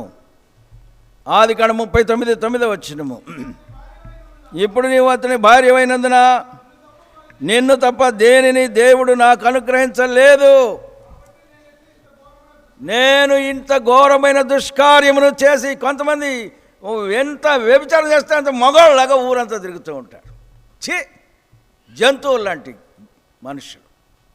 పాపమును ప్రేమించేవాడు జంతువు కంటే అన్యాయం. பாவத்தை நேசிக்கக்கூடியவர்கள் అందులో மிருகத்துக்கு சமம். వ్యభిచారమును ప్రేమించేవాడు జంతువు కంటే అన్యాయం. விபச்சாரத்தை நேசிக்கிற விலங்கை விட அது జంతువు అంటే அநியாயம். నేను చెప్పనవసరం లేదు మీకు. జంతువు, ఒక ఆవుకి ఒక కోడిదూడ పుట్టింది అనుకోండి, అది పెద్దదైతే తల్లి మీదే పోద్ది. అది జంతు స్వభావం. அது விலங்குடைய சுபாவம். అది చెల్లెలని ఉండదు, తల్లి అని ఉండదు, ఏముండదు వాళ్ళకి. அதுக்கு தங்கச்சி அக்கா என்று வித்தியாசம் இருக்காது. ఏముండదు, వావి వరుసలు లేకుండా తిరుగుతారు వాళ్ళు. அது ஒரு మురే ఇల్లాமல் ఆ வாழ்ந்து శరీరం கொண்டிருக்கும். అలాగ శుష్కించిపోయినది, పాపము చేత அந்த బాగా శరీరం చెడిపోయినది నీ శరీరం. அப்படியாக பாவத்தினால உங்களுடைய சரீரம் கெட்டு போயிருக்கிறது. దేవుడు నీకు ఇచ్చిన పవిత్రమైనటువంటి ఆ శక్తిని, దానిని అపవిత్రం చేసుకుంటే, தேவன் கொடுத்த உனக்கு பரிசுத்தமான சரீரத்தை நீ నీ அசுத்தப்படுத்திக் கொண்டால் జీవితము, నీ కుటుంబ జీవితము సరి అయినదిగా ఉండదు. உன்னுடைய குடும்ப வாழ்க்கை சரியாக இருக்காது. ఎన్నడూ సమాధానము నీ కుటుంబంలో எப்பொழுது உன்னுடைய చూడలేము. குடும்பத்துல சமாதானம் இருக்காது. దావీదును అంటున్నాడు, தாவீது என்ன சொல்லுகிறார்? దేవుని నిర్లక్ష్యము చేసినావు నీవు. தேவனை நீ అసட்டை అలక్ష్యం ఓ பண்ணினார். దేవుడిని నిర్లక్ష్యము చేసినాడు. தேவன் உன்னை అలక్ష్యం దేవుని பண்ணுவார். లక్ష్యము చేయలేదు నీవు. நீ தேவனை అందువల్ల ఏమవుతుందో తెలిసినా, தேவன் என்ன కత్తి సదాకాలము, యుద్ధము సదాకాలము ఇంటిలో ఉంటది. எப்பொழுதும் யுத்தம் போராட்டம் வீட்டில் இருக்கும். పెద్ద కుమారుడు అమ్నోను చనిపోయినాడు. பெரிய மகன் அம்னோன் மரித்து అబ్షలోము போனான். చనిపోయినాడు. அடுத்தவன் மரித்து போனான். అబ్షలోము அப்சலோம் చనిపోయినాడు. மரித்து போனான். తామారు చెడిపోయి ఇంటిలో కూర్చున్నది. தாமார் கெட்டு போய் வீட்டில் உட்கார்ந்து ఇంకా இருக்கிறார். అనేక మంది చనిపోయినారు. அநேகம் போய் மரித்து ఆ போனார்கள். ఇంటిలో ఎప్పుడు వేదన ఉండినది. அந்த குடும்பத்தில் எப்பொழுது ఒక வேதனை చిన్న இருக்கிறது. పాపమును బట్టి అక్కడ వేదన ఉండింది. ஒரு சின்ன பாவத்து நிமித்தமா அங்கே வேதனை. దేవుడు తనకిచ్చిన హక్కును పోగొట్టుకున్నాడు దావీదు. தேவன் தமக்கு கொடுத்த அந்த சுதந்திரத்தை ఒక தாவீது చిన్న விட்டார். పాపమునకు తను అమ్మివేసుకున్నాడు. ஒரு சின்ன பாவத்துக்கு தன்னைத்தானே விற்று போட்டான். అవ్వ మొట్టమొదట ఆ పండును చూసింది సైతానుడు బాగా శోధిస్తూ వచ్చినాడు. ஏவாளை அந்த முதலாவதாக அந்த கனியை காண்பித்து பிசாசு சோதிக்கிறான். వారికి ఎటువంటి ఆశీర్వాదములు ప్రభు ఏర్పాటు చేసినాడు. அவர்களுக்கு எவ்வளவு பெரிய ஆசீர்வாదம் పరిశుద్ధమైన జనాంగమును ఈ లోకమునకు తీసుకొని రావాల్సి ఉన్నవారు, పరిశుద్ధமான జనకూటத்தை இந்த ఉలగத்துக்கு కొண்டு వர வேண்டியவர்கள், పరిశుద్ధులుగా ఉండి ప్రప్రథమగా దేవునికి పుట్టినటువంటి బిడ్డలు వారు. పరిశుద్ధமா கணவன் மனைவி இருந்து தேவனுக்காக பிள்ளைகளை பெற்றெடுக்க வேண்டியவர்கள், వారు దేవుని మొట్టమొదటి సంతానము. அவர்கள் தேவன் உருவாக்கிய முதல் దేవుడు వారికి ఇచ్చినటువంటి జ్యేష్ఠత హక్కు, தேவன் அவர்களுக்கு கொடுத்த ஜேஷ்ட புத்திர பாகம், దానిని సైతానికి అమ్ముకొనకూడదు, அதை பிசாசுக்கு விட்டு போடக்கூடாது. ఊరికే లాలన చేస్తూ ఉంది సైతానుడు. உண்மையாவே பிசாசு இழுத்து கொண்டிருக்கிறான். ఇదైతే బాగుంటుంది, ఇది నల్లగా దేవుడు చెప్పింది బాగులేదు, தேவன் சொன்னது நல்லா இல்லை, ఒక మాట చెప్పేవారికి అయిపోయినది అమ్మగారి పని. ஒரு வார்த்தை சொன்னதா அந்த அம்மாவுடைய வேலை முடிந்தது. అలాగ చేయాలనుకున్నాడు ఆహాబు రాజు. அப்படியாக ஆகாப் ராஜாவும் செய்ய நினைக்கிறார். నీకు దానికంటే మంచి శ్రేష్టమైన దాన్ని ఇస్తానురా, உனக்கு அதை விட நல்ல திராட்சை தோட்டத்தை தருகிறேன், నాకు ఇయ్యి అంటున్నాడు. இந்த திராட்சை தோட்டம் எனக்கு கொடு என்று கேக்குறான். నీకు నేను ఇచ్చేది లేదు, పో, நான் கொடுக்க மாட்டேன் ఇది உனக்கு, దేవుడు నాకు ఇచ్చిన స్వాస్థ్యము, தேவன் எனக்கு கொடுத்த దానికంటే சுதந்திரம், శ్రేష్టమైనది నువ్వు ఇచ్చినా నాకు అవసరం లేదు. அதை விட பெரியதை கொடுத்தாலும் అలా தேவையில்லை. చెప్పిందా అవ్వ? అలాగ చెప్పినదా? அப்படியா சொல்ல నువ్వు முடியுமா? చెప్పినటువంటి మాట మంచిది కాదని చెప్పగలిగిందా? நீ சொல்லக்கூடிய வார்த்தை நல்லதல்ல నీవు சொல்ல చెప్పింది ఎంత முடியுமா? మంచిదైనా కూడా నాకు అవసరం లేదని చెప్పిందా? நல்லா இல்லை என்று దేవుని కంటే సైతాను తలంపులు ఎక్కువైపోయినది. தேவனை விட பிசாசுனுடைய சிந்தனை அதிகமாகி விட்டது. ఎన్నిసార్లు అలాగూ సైతాను తలంపులకు లోబడిపోయినావు? எத்தனை முறை பிசாசுனுடைய சிந்தனை ఎన్నిసార్లు శరీరమును పాపమునకు అమ్ముకున్నావు? எத்தனை முறை சரீரத்தை பாவத்துக்கு விட்டு போட்டிருக்கிறாய்? త్రాగుడుకు, వ్యభిచారమునకు, ఇంకా అనేకమైన దురలవాట్లకు నువ్వు శరీరాన్ని అమ్ముకున్నావు. குடி பழக்கத்துக்கும் விபச்சாரத்துக்கும் அநேக பழக்க வழக்கங்களுக்கு சரீரத்தை விட்டு போட்டாய். నీ జీవితంలో నిజమైన శాంతిని అనుభవించలేవు. உன்னுடைய வாழ்க்கையில உண்மையான சமாதானத்தை அனுபவிக்க முடியாது. జీవితంలో పవిత్రముగా బ్రతికితేనే దేవుడు నీకు మంచి కుటుంబం అనుగ్రహించగలడు. நீ பரிசுத்தமாக வாழும்போது மட்டுமே ஒரு நல்ல குடும்பத்தை ஆண்டவர் கொடுப்பார். కాలేజెస్కి వెళ్ళినా, స్కూళ్ళకి వెళ్ళినా చట్టపట్టీలు వేసుకొని ఆడాళ్ళు మగాళ్ళు అలాగే వెళ్ళిపోతూ ఉంటున్నాం. காலேஜுக்கு போனாலும் ஸ்கூலுக்கு போனாலும் ஆண்களை பெண்கள் கையை போட்டு கொண்டு போகிறார்கள். తల్లిదండ్రులు కూడా చూచి మౌనముగా ఉంటూ ఉన్నారు. தாய் தகப்பனார் கூட அந்த காட்சியை பார்த்து விட்டு அமைதியா இருக்கிறார்கள். నాకు అర్థం కాలేదు, పాపం అనేది వీళ్ళకి తెలియడం లేదా? இவர்களுக்கு பாவம் என்பது தெரியவே இல்லையா? విగ్రహారాధికులు పాపం అని తెలియదు, விக்கிரகாராதனைக்காரர்களுக்கு பாவம் என்பது தெரியாது, పాపం ఏంటో తెలియదు, వాళ్ళు నిజం దేవుని ఎరగడం అంటే ఇది కూడా తెలియదు, தேவனை அறிந்து கொள்வது கூட அவர்களுக்கு தெரியாது. అయితే ఇక్కడ పాపమును తెలిసినటువంటి తల్లిదండ్రులకు కూడా ఇది పాపం என்று தெரிந்த தாய் தகப்பனார் బిడ్డలు ఎట్ట పడితే అట్లా వెళుతూ ఉంటే వదిలిపెడుతూ ఉన్నారు. பிள்ளைகள் எங்கிருந்து அங்கே போனா விட்டு వారి పాపములో మీరు పాలివారైపోతున్నారు. அவர்களுடைய பாவத்தில் எவர்களும் பங்காளியாக மாறுகிறார்கள். ఆ మగ పిల్లలకు తన ఆడపిల్లల్ని అలవాటు చేస్తూ ఉన్నారు. பிள்ளைகளுக்கு ஆண் பிள்ளைகளை பழக்கப்படுத்துகிறார்கள். ఎంత అపవిత్రమైన కుటుంబాలు అవి! எவ்வளவு அசுத்தமான దేవుడు నీకు ఇచ్చినటువంటి పవిత్రమైన హక్కును, தேவன் உனக்கு கொடுத்த பரிசுத்தமான அந்த பொறுப்பை దానిని నీవు అమ్ముకుంటావా? நீ அதை விட்டு போடுகிறாயா? దేవుడు నిన్ను లెక్క అడుగుతాడు, జాగ్రత్త. தேவன் உன்னை கணக்கு கேட்பார், ஜாக்கிரதை. ఎటువంటి వాడైనా నాకు లెక్కలేదు, నాకు నీవు ఎటువంటి దానివైనా లెక్కలేదు. எப்படிப்பட்டவனா పెద్ద இருந்தாலும் కుటుంబం ఉండే, మంచి ఉద్యోగము, ఆ మంచి భూములు పట్టులు ఉన్నాయేమో నీకు, பெரிய குடும்பம், பெரிய అటువంటి నాకు లెక్కలేదు. పవిత్రముగా జీవిస్తూ ఉన్నావా? పరిశుద్ధமா வாழ்கிறாயா? జీవితంలో పవిత్రముగా బ్రతికినావా? வாலிப வாழ்க்கையில பரிசுத்தமா வாழ்ந்தாயா? కుటుంబ జీవితంలో పవిత్రముగా ఉన్నావా? குடும்ப வாழ்க்கையில பரிசுத்தமா இருக்கிறாயா? జాగ్రత్తగా ఉండాలి, ஜாக்கிரதையா దేవుడు இருக்கணும். మనకిచ్చిన హక్కును మనము అమ్ముకొనకూడదు. தேவன் நமக்கு கொடுத்த சுதந்திரத்தை நாம் விட்டு போடக்கூடாது. he has failed in getting that property. ఆ రాజుకి ఆ ప్రాపర్టీని అతని దగ్గర నుంచి తీసుకోవడానికి చేత కాలేదు. அந்த ராஜாவுக்கு அந்த சொத்தை அவனிடத்திலிருந்து வாங்க முடியவில்லை. ఇక సీన్లోకి వచ్చింది యెజబెలమ్మ గారు, వాడి భార్య వచ్చేసింది. அந்த காட்சியில் రాజు యొక్క భార్య యెజబెలు సీన్లోకి వచ్చేసింది. அந்த காட்சிக்குள்ளாக ராஜாவுடைய மனைவி எசபேல் வந்து விட்டார். ముఖం అమ్మో మంచం మీద పడుకుని ఆడది పడుకున్నాడు. முகத்தை திருப்பி கொண்டு கட்டிலே படுத்திருந்தார். ஆடமனி சரிగినట్టు పడుకున్నాడు. பொம்பளை போல படுத்து கொண்டிருந்தான். పొడవైదా వేరే ఒన్ను கிடையாது. సిగ్గులేనటువంటి రాజు. ఆవిడ ఏమంటుందో తెలిసినా, నీ చేత కాదు, నువ్వు నేను చేసి చూపిస్తాను చూడు అంటుంది. உனக்கு முடியாது, நான் செய்கிறேன் பாரு என்று சொன்னால், ఎట్లా చేస్తావంటే నేను చేస్తాను చూడండి, நான் செய்கிறேன் చేసి చూపించినది. செய்து காண்பித்தால் ఇంకేముంటుంది తెలిసినా, என்ன నాబోతు సజీవుడు కాడు, நாபோத் உயிரோடு இல்லை, చచ్చిపోయినాడు, செத்து போனான். రా come and occupy the place. வந்து அந்த இடத்தை எடுத்துக்கொள். ఏముంటుంది భార్య వచ్చి ఏముంటుంది, அந்த எசபேல் என்ன சொல்லுகிறார்? 15వ వచనం చదువుకుందాము. 15వ వచనం 21వ అధ్యాయము 15వ వచనం చదువుకుందాం. నాబోతు రాతి దెబ్బల చేత మరణమాయనని యెజబెలు విని, నాబోతు సజీవుడు కాడు, వట్టి బుద్ధి లేని స్త్రీ, అది బుద్ధి ఇల్లాத స్త్రీ. ఒక పవిత్రుడైన వ్యక్తిని చంపిన అతడు సజీవుడే. ஒரு பரிசுத்தமான மனிதனை கொண்டாலும் அவன் உயிருள்ளவன் தான். హేబెలు రాతి వేత చేత చంపబడినాడో, ఎలాగో చంపబడినాడో అన్న చేత. ஆபேல் அவன் தன்னுடைய சகோதரன் கருத்தினாலே கொல்லப்பட்டான். అయితే అతని యొక్క రక్తము భూమిలో పడి మొరపెడుతూ ఉన్నది. ஆனா அவனுடைய ரத்தம் பூமியிலிருந்து கூப்பிட்டு கொண்டிருக்கிறது. రక్తము ఆయన యొక్క జీవం అయిపోయినది. அந்த ரத்தம் சிந்தப்பட்ட ரத்தம் ஜீவனாக மாறிவிட்டது. ఆ రక్తము మొరపెడుతూ ఉన్నది. அந்த ரத்தமானது விண்ணப்பம் பண்ணுகிறது. ఈ నాబోతు యొక్క రక్తము మొరపెట్టదా? இந்த நாபோతుடைய రத்தம் విన్నపం பண்ணாதா? ఈ బుద్ధి లేని స్త్రీ ఏమంటుందో తెలుసునా? புத்தி இல்லாத ஸ்திரீ என்ன செய்யறாள் தெரியுமா? విగ్రహారాధికురాలు విగ్రహారాధన చేయக்கூடியவள். చంపేసేవలారా, ఇంకా అయిపోయింది ఆడి పని. அவ்வளவுதான், செத்து போன முடிந்தது அவன் கதை. యేసు ప్రభువును ఆ సిలువ వేసి చంపి దానిలో సమాధిలో పెట్టిన వెంటనే సంతోషంగా అయిపోయినారు. సాతాను శక్తులన్నీ కూడా సంతోషంగా గంతులేస్తున్నటువంటి యూదులు, యూద ప్రముఖులు వాళ్ళందరూ సంతోషం గంతులేస్తున్నారు. పని అయిపోయిందిరా వాడి పని. లేదు లేదు, క్రీస్తు ప్రభు చనిపోలేదు, సజీవుని మృతులలో మీరు ఎందుకు వెతుకుతున్నారని చెప్తూ ఉన్నాడు. மரித்தவரை நீங்க உயிரோடு இருக்கிற இடத்துல போய் ஏன் தேடுகிறேன்னு சொல்லுகிறார். உயிரோடு இருக்கிற மரித்தவரத்திலே ஏன் போய் தேடுகிறீர்கள்? వెతుకుతున్నారు. ஏன் அங்கே போய் தேடுகிறீர்கள்? ఆయన సజీవుడు, அவர் ఉయిరోడు ఆయన చనిపోలేదు, அவர் மரிக்கவில்லை. విశ్వాసులు ఎన్నడూ చనిపోరు.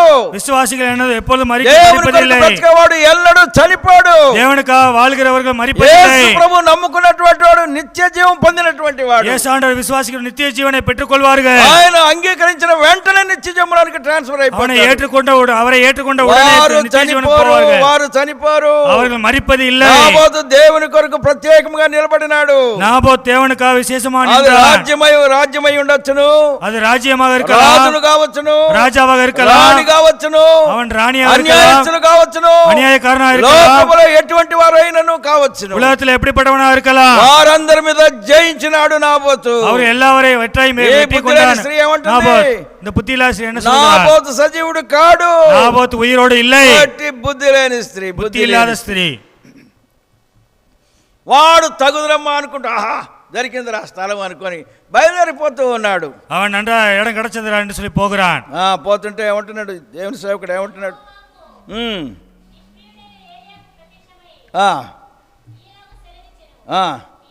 నీవు లేచి షోమ్రోనున్న ఇశ్రాయేలు రాజైన అహాబుకి ఎదుర్కొనుటకు బయలుదేరము. Come on, go and fight against the king.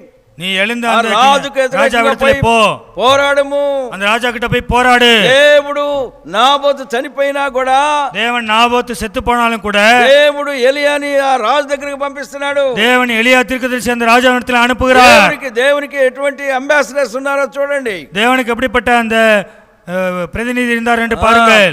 రాజ్య ప్రతినిధి లేదు. వాడు ఆయన చనిపోయినను, அவன் செத்து போனாலும் ఆయన తరపున మనుషులు అనేక మంది ఉన్నారు. அவனோடு கூட உள்ள மனிதர்கள் அநேகர் இருக்கிறார்கள். చనిపోయినను, நீ செத்து போனாலும் నీతో పాటు అనేక మందిని ప్రభువు చేస్తూ ఉంటాడు. உன்னோடு கூட அநேகர் ஆண்டவர் சேர்ப்பார். అక్కడ స్టెఫెనుని రాళ్లతో చంపివేసినారు, స్టెఫాனை కల్లెరిందు கொன்றார்கள். అయితే అక్కడ ఆయన పరలోకమును చూస్తూ ఉన్నాడు. அவர் பரலோகத்தை பார்த்து ఆయన చంపబడినటువంటి స్థలము నుండి పడిన ప్రతి రక్త బిందువు నుండి విశ్వాసులు లేచినారు. அவர் கொல்லப்பட்ட இடத்திலே விழுந்த இரத்த துளிகளில் இருந்து அநேக விசுவாசிகள் எழும்பினார்கள். అనేక విశ్వాసులు లేచినారు, அநேக விசுவாசிகள் எழும்பினார்கள். చెప్పడానికి ఆయన ఒప్పుకొన్నటువంటి సౌలు కూడా దేవుని దర్శించాడు. அவரை கொலை செய்வதற்காக ஒப்புக்கொண்ட அந்த சவுல் கூட தேவன் ఎంతమందిని లోకములో దేవుని సేవకులుగా చేసినాడు. సౌలై இந்த உலகத்திலே ஊழியக்காரனாக ఒక్క மாற்றினார். విశ్వాసి చనిపోతే అనేక మంది లేస్తూ ఉంటారు. ஒரு விசுவாசி மரிக்கும் போது அநேகர் எழும்புவார்கள். అందుకని ఎప్పుడు అధైర్యపడకూడదు.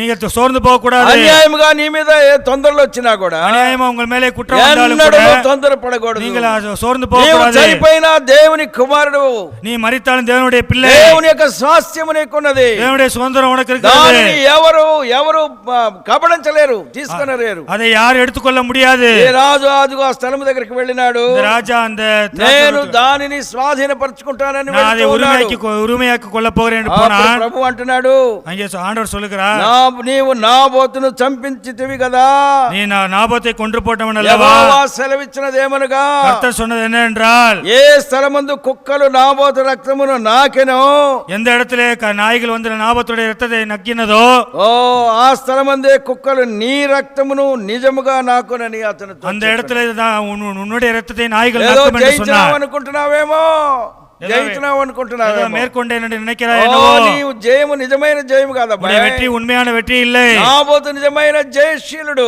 நாபோத்து தான் உண்மையான అతను வெற்றி చనిపోయిన வீரர். రక్తము మాట్లాడుతూ ఉంటది. அவன் மரித்தால் அவனுடைய ரத்தம் பேசிக் கொண்டிருக்கிறது. హెబ్రీయులకు రాసిన పత్రిక 11వ అధ్యాయము 4వ వచనం చదువుకుందాము. எபிரேயருக்கு 11ஆம் அதிகாரம் 4வது வசனம் 11వ అధ్యాయము 4వ వచనంలో 11ஆம் அதிகாரம் 4வது వచనத்திலே ఏబెలు యొక్క రక్తము మొరపెడుతూ ఉన్నదట. చెప్పు, చదవండి ఎవరు. ஆபேலுடைய ரத்தம் விண்ணப்பம் பண்ணி கொண்டிருக்கிறது. ఏబేలు యొక్క రక్తము. హెబ్రీయులకు రాసిన పత్రిక 4వ అధ్యాయం 10వ అధ్యాయం 11వ అధ్యాయం 4వ వచనం. విశ్వాసమును బట్టి శ్రేష్టమైన బలిని అర్పించిన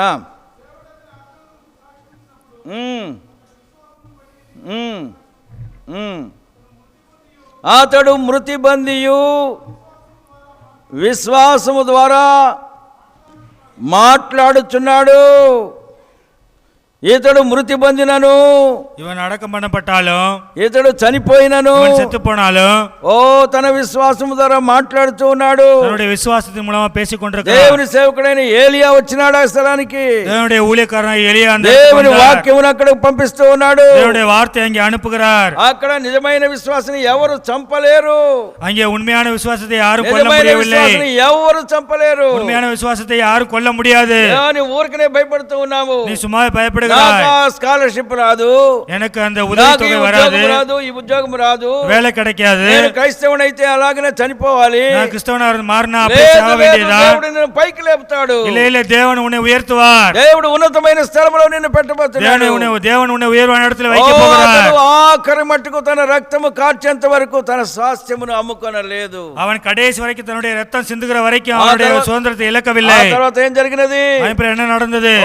దేవుని సేవకుడు చెబుతున్నాడు, தேவனுடைய ஊழியக்காரர் నా சொல்றார், చేతిలో నీవు చిక్కినావు, என்னுடைய கரத்தில் நீ அகப்பட்டுக் கொண்டாய். పాపము చేసినందువల్ల నా చేతిలో నీవు చిక్కినావు, பாவம் జాగ్రత్త. செய்தனால என்னுடைய கரத்தில் நீ அகப்பட்டுக் கொண்டாய், నీవు నా ஜாக்கிரதை. చేతిలో నుండి తప్పించుకొని పోలేవు. என்னுடைய கரத்தில் தப்பித்துக் கொள்ள போக முடியாது. నీవు రహస్యముగా పాపం చేసినా, நீ ரகசியமா பாவம் செய்தாலும், ఎక్కడో ఇంకో ఊర్లో చేసినా, இங்கே இன்னொரு ஊர்ல போய் ఇంకో செய்தாலும், ఊరికి తప్పించకపోయినా, இன்னொரு ஊருக்கு தப்பித்து போனாலும் దేవుడు నిన్ను వదిలిపెట్టడు. தேவன் உன்னை விட மாட்டார். ఒక వ్యక్తి మెడ్రాస్లో తన భార్యను చంపి కలకత్తాకు ప్రయాణమై వెళ్ళిపోయినాడు. ஒரு மனிதன் தன்னுடைய மனைவியை மெட்ராஸ்ல கொலை பண்ணி விட்டு கல்கத்தாக்கு ஓடி விட்டான். అక్కడ మళ్ళీ పెళ్లి చేసుకున్నాడు. அங்கே போய் இன்னொரு கல்யாணம் பண்ணி கொண்டான். అక్కడ బిడ్డలను కన్నాడు. அங்கே பிள்ளைகளை பெற்றான். అక్కడ దేవుని సేవకుని యొక్క వాక్యం వినాడు. அங்கே தேவனுடைய ஊழியக்காரருடைய வார்த்தை கேட்டான். గొప్ప దెయ్యము బయటపడిపోయింది. அவனுக்குள்ள இருந்து ஒரு பிசாசு வெளியே போனது. అయితే అతని భయం పోలేదు. ஆனா அவன் பயம் போகவில்லை. అయితే అతడు మద్రాసుకు పంపించినారు అతన్ని. ஆனா அவனை மெட்ராஸுக்கு அனுப்பினார். அந்த మద్రాసుకు పంపించినప్పుడు, மெட்ராஸுக்கு அனுப்பும்போது అతన్ని దేవుడు దైవజనుడి దగ్గరికి తీసుకుని వెళ్ళినప్పుడు, அவனை அந்த ஊழியக்காரத்துல கொண்டு ఆ போகும்போது భయంకరమైన దయ్యము కేకలు పెట్టుకుంటూ బయటికి వెళ్ళిపోయినది. அவனுக்குள்ள இருந்து பயங்கரமான பிசாசு ఆ கூக்குரலிட்டு తర్వాత போனது. అతడు తను తానే అప్పగించుకున్నాడు. அவன் தன்னை ஒப்பு கொடுத்தான். నేను ఫలానా వ్యక్తిని చంపిన వాడు నేనే అని ఒప్పుకున్నాడు. இப்படிப்பட்ட பெண்ணை கொலை செய்தவன் நான் தான் అతనికి என்று ஒப்புக்கொண்டான். ఆయుష్కాల దండన అతనికి విధించబడినది. அவனுக்கு ஆயுள் தண்டனை கொடுக்கப்பட்டது. ఆయనను ప్రభువు అతను తప్పించినాడు. ஆனா ஆனால் ஆண்டவர் அவனை விடுதலை 7 செய்தார். సంవత్సరముల్లోకే ఆయన బయటికి పంపించినారు. கொஞ்ச நாள்லயே அவனை விடுதலை செய்து ఓ விட்டார்கள். దేవుడు నువ్వు ఎక్కడున్నా కూడా నీ పాపమును పట్టి వేస్తాడు. தேவன் நீ எங்கே போனாலும் உன்னுடைய నువ్వు பாவத்தை ఎక్కడికి தொடர்ந்து వెళ్ళినా பிடிப்பார். పాపము నిన్ను పట్టుకుంటది.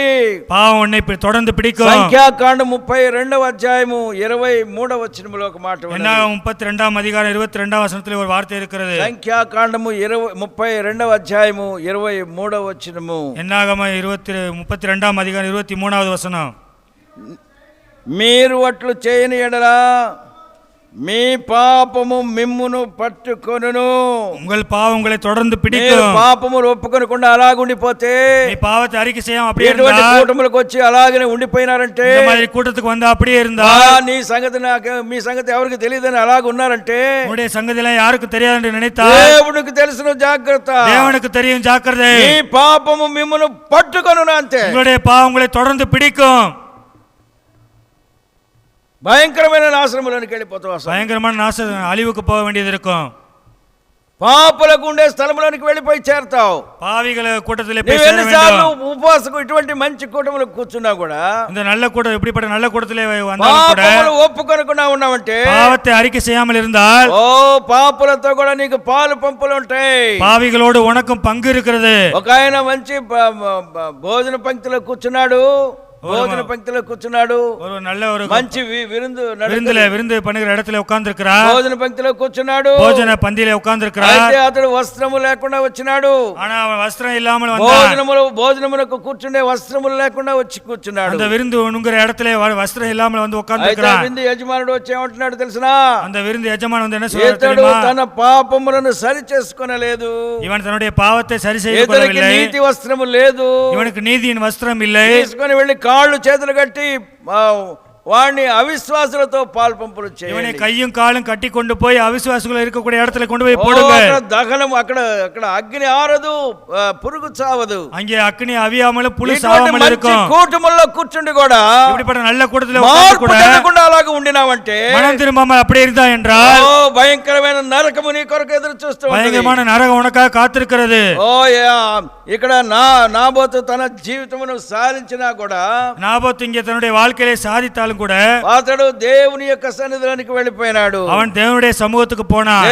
దేవుడు తనకిచ్చిన స్వాస్థ్యమును అతడు అమ్ముకొనలేదు. தேவன் தனக்கு கொடுத்த சுதந்திரத்தை அவன் விட்டு போடவில்லை. పవిత్రతను కాపాడుకున్నాడు. தனக்கு கொடுத்த பரிசுத்தத்தை பாதுகாத்துக் கொண்டான். యవనస్తులా నీ పవిత్రత నీవు కాపాడుకుంటున్నావా? வாலிப பெண்களை வாலிபர்கள் உங்களுடைய பரிசுத்தத்தை நீங்க பாதுகாத்துக் கொள்கிறீர்களா? లేకపోతే నీకు అవిశ్వాసులతో పాలు పంపులు ఉంటది. இல்லை என்றால் உங்களுக்கு அவிசுவாசி கூட்டத்தோட பங்கு இருக்கிறது. అవిశ్వాసులు నరకములోనికి కాలిపోతూ ఉంటారు. அவிசுவாசிகள் எல்லாரும் நரகத்துக்கு போவார்கள். ఎంత వాక్యం విన్నా, ఎంత వాక్యం విన్నా, வசனம் கேட்டாலும் వాక్యమును విని నీ హృదయం సరి చేసుకోకపోతే, வசனத்தை கேட்டு உன்னுடைய இதயத்தை சரி செய்து கொள்ள வேண்டாம். భయంకరమైనటువంటి తీర్పు నీ మీదకి వస్తుంది. பயங்கரமான தீர்ப்பு உனக்கு வரும். ఆ తీర్పు నీవు సహించలేవు. அந்த தீர்ப்பை நீ సహిக்க నేను முடியாது. కూటములకు వెళ్ళినారు కదా, ఆ కూటంలో ఉన్నాను, పోనేనే ఈ కూటములకు వెళ్ళినాను, இந்த கூட்டத்துக்கு போனேன் అని ఏమి సర్ది చెప్పడానికి అక్కడ ఎవరు నీ మొర వినరు. நீ சொன்னா கூட அந்த வார்த்தை யாரும் கேட்க மாட்டாங்க. ధనవంతుడు నరకంలో ఉండి కేకలు వేస్తూ ఉన్నాడు.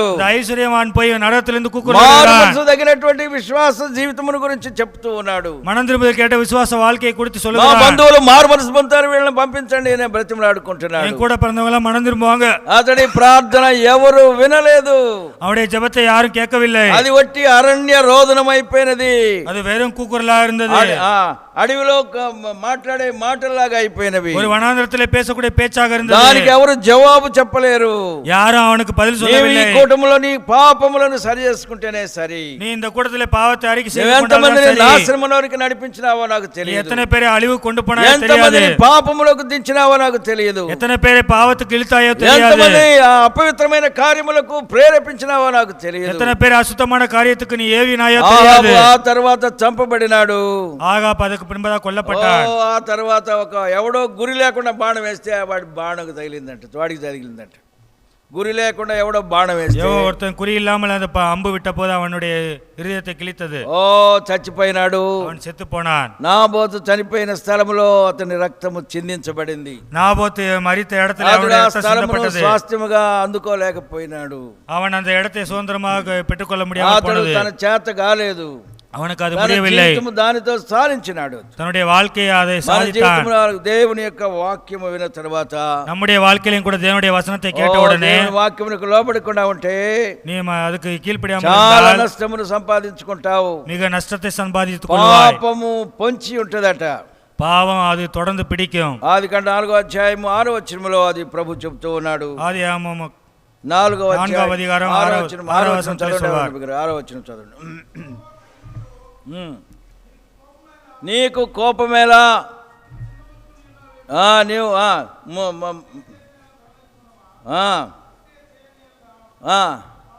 పాపము వాకిట పంచి ఉన్నది. பாவம் உன்னுடைய வாசப்படியிலே படுத்திருக்கும். కేయునికి తెలియలేదు. காயனுக்கு அது தெரியவில்லை. ఊరికి ముఖం మార్చుకున్నాను అనుకుంటున్నాడు. முகநாடியை மாற்றிக்கொள்ள நினைக்கிறான். తన తమ్ముడి మీద ద్వేషం పెట్టుకున్నాడు. தன்னுடைய தம்பி மேலே பகை வைத்திருந்தான். తన పాపమును సరి చేసుకోవాలని ఆశపడడం లేదు. தன்னுடைய பாவத்தை சரி செய்து கொள்ள அவன் விருப்பப்படவில்லை. దేవుడు చెప్పినాడు. తన తలంపులను దేవుడు చెప్పినాడు. அவனுடைய சிந்தனையை குறித்து ஆண்டவர் சொன்னார். ఆయనను అతడు సరి చేసుకోలేదు. ஆனால் அவன் சரி செய்து கொள்ளவில்லை. ఈ తలంపులన్నీ దేవుని ఎదుట సరి చేసుకోవాలి. உன்னுடைய சிந்தனை எல்லாம் தேவனுக்கு முன்பாக சரி செய்ய வேண்டும். లేకపోతే పాపము వాకిట పంచి ఉన్నది. இல்லையென்றால் உன் வாசப்படியிலே பாவம் படுத்திருக்கும். అది తెలియలేదు అతనికి. அது அவனுக்கு தெரியவில்லை. దేవుడు చెప్పినాడు. தேவன் சொன்னார். ఆయన అతడు వినలేదు. ஆனாலும் கூட அவன் கேட்கவில்லை. దేశ ద్రిమ్మరి అయిపోయినాడు. தேசாந்திரியாக போய்விட்டான். దేవుడు ఇచ్చినటువంటి ఆ ఆహ్వానమును కూడా త్రోసేసుకున్నాడు. தேவன் கொடுத்த தருணத்தை கூட இழந்து விட்டான். తానే శాపమును తన మీదకు తెచ్చుకున్నాడు. தனக்கு தானே சாபத்தை அவன் தலைமையில ஏற்றுக்கொண்டான். తన ఉరిని తానే పెట్టుకున్నాడు. அவனுக்கு தூக்கு கயிறை அவனே வைத்துக் கொண்டான். పాపము తన మీదకే వచ్చినది. அவன் வாசப்படியிலே படுத்திருந்த பாவம் தலைமையில வந்தது.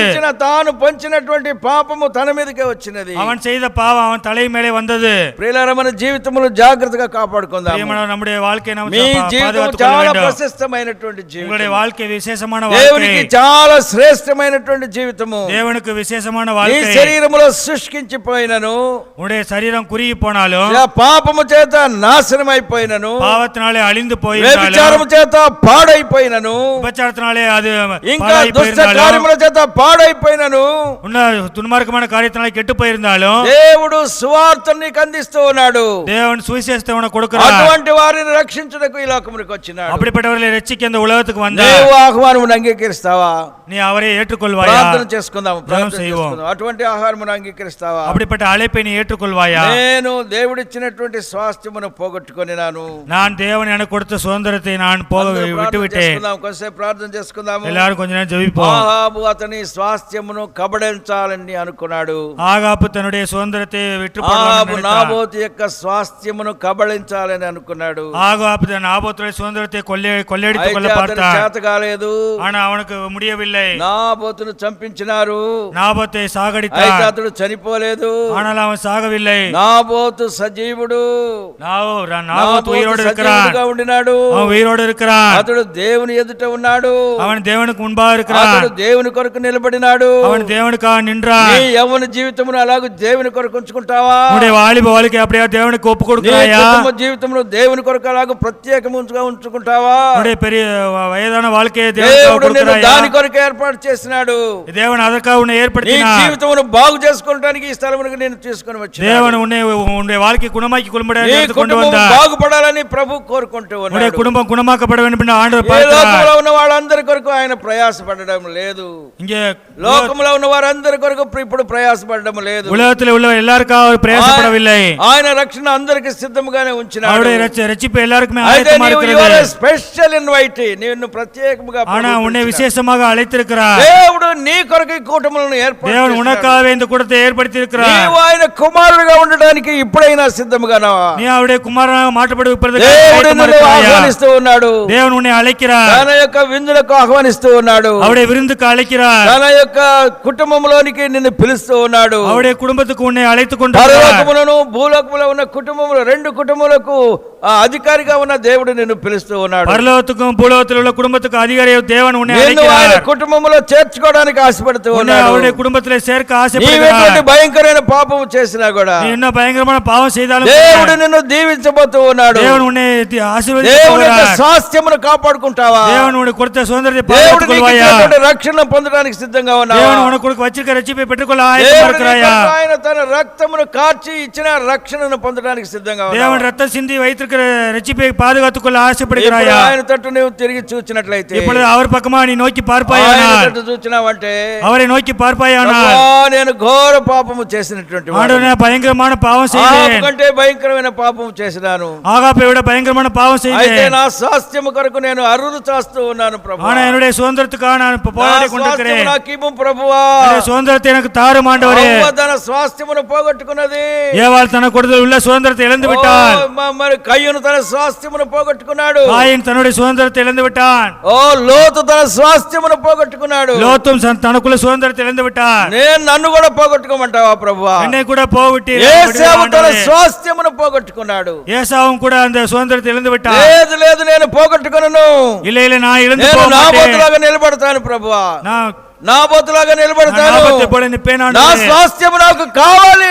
எனக்கு சுதந்திரம் எனக்கு నా வேண்டும். ప్రాణము పైన నాకు స్వాస్థ్యము కావాలి. என்னுடைய ஜீவன் போனால் எனக்கு சுதந்திரம் வேண்டும். పరిశుద్ధుడైన దేవునితో స్వాస్థ్యము కావాలి. பரிசுத்தமுள்ள தேவனுடைய சுதந்திரம் வேண்டும். పరిశుద్ధుడైన దేవుని సంఘములో ఒక అంగముగా కావాలి. பரிசுத்தமுள்ள தேவனுடைய குடும்பத்தில் நான் இருக்க வேண்டும். పరలోకమునకును భూలోకములో ఉండే కుటుంబములకు అధికారి అయిన దేవుని దగ్గరికి వస్తాను. பரலோகத்துக்கும் பூலோகத்துக்கும் அதிகாரிகள் தேவனிடத்துக்கு நான் போக నేను నా வேண்டும். స్వాస్థ్యము కొరకు అడుకుంటున్నాను. நீ அந்த சுதந்திரத்துக்காக வேண்டிக் ఈ கொள்கிறேன். మధ్యాహ్న వేళ నన్ను కడగండి ప్రభువా. இந்த மதிய வேளையில என்னை கழுவ నన్ను ஆண்டவரே. విడుదల చేయండి. என்னை விடுதலை செய்யும். స్వాస్థ్యము నాకు తిరిగి సంపాదించుకున్నట్టుకు సహాయం చేయండి. சுதந்திரத்தை நான் திரும்பி பெற்றுக்கொள்ள எனக்கு உதவி செய்யும். టెంపరీగా అనేకమైన కష్టములో నేను ఇరుక్కొని పోయినాను. நான் எவ்வளவு கஷ்டங்களுக்குள்ளா போய்விட்டேன். ఆయనను ప్రభువా, నీవు నన్ను విడుదల చేయగలిగిన గొప్ప దేవుడు. ஆனாலும் ஆண்டவர் நீ என்னை விடுதலை నా செய்யக்கூடிய ஆண்டவர். స్వాస్థ్యము నాకిమ్ము. எனக்கு சுதந்திரத்தை எனக்கு నా கொடு. స్వాస్థ్యము నాకిమ్ము. என்னுடைய சுதந்திரத்தை నా தாரும். స్వాస్థ్యము నాకు కావాలి ప్రభువా. என்னுடைய சுதந்திரம் எனக்கு வேண்டும் ஆண்டவரே. నేను నీ కుమారుడిగా కుమార్తెగా ఉండాలి ప్రభువా. நான் உடைய குமாரனா குமாரத்தை இருக்க నీవు வேண்டும். పరిశుద్ధుడిగా ఉన్నట్టు నేను పరిశుద్ధుడిగా ఉండాలి நீ ప్రభువా. பரிசுத்தரா இருக்க போல நானும் ఆ பரிசுத்தரா இருக்க స్వాస్థ్యము வேண்டும். నాకు దయచేయము. அந்த சுதந்திரத்தை எனக்கு தாரும். యేసు ప్రభు ఇచ్చిన రక్షణ స్వాస్థ్యము నాకు కావాలి ప్రభువా. ஏசாண்டவர் கொடுத்த ரட்சிப்பின் சுதந்திரம் எனக்கு வேண்டும். ప్రభువా, నన్ను దాటిపోవద్దు. ஆண்டவர் என்னை கடந்து போக నన్ను வேண்டாம். దాటిపోవద్దు. என்னை கடந்து போக வேண்டாம். నీ రాజ్యము వారసుడిగా నన్ను చేసుకొనుము ప్రభువా. உடைய ராஜ்யத்தின் வாரிசாக நீ மாற்றும் నీవు నన్ను ஆண்டவரே. కనికరించు ప్రభువా. என் மேல் இரக்கமாயிரும் నీ ஆண்டவరే. సన్నిధి మాతో కూడా ఉంచు, నన్ను నడిపించండి. உம்முடைய சமூகத்தை மத்தியில் యేసు வைத்து నామములో நடத்தும் వేడుకుంటున్నాము తండ్రి. இயேசு நாமத்தை வேண்டிக் கொள்கிறோம் பிதாவே. ఆమేన్.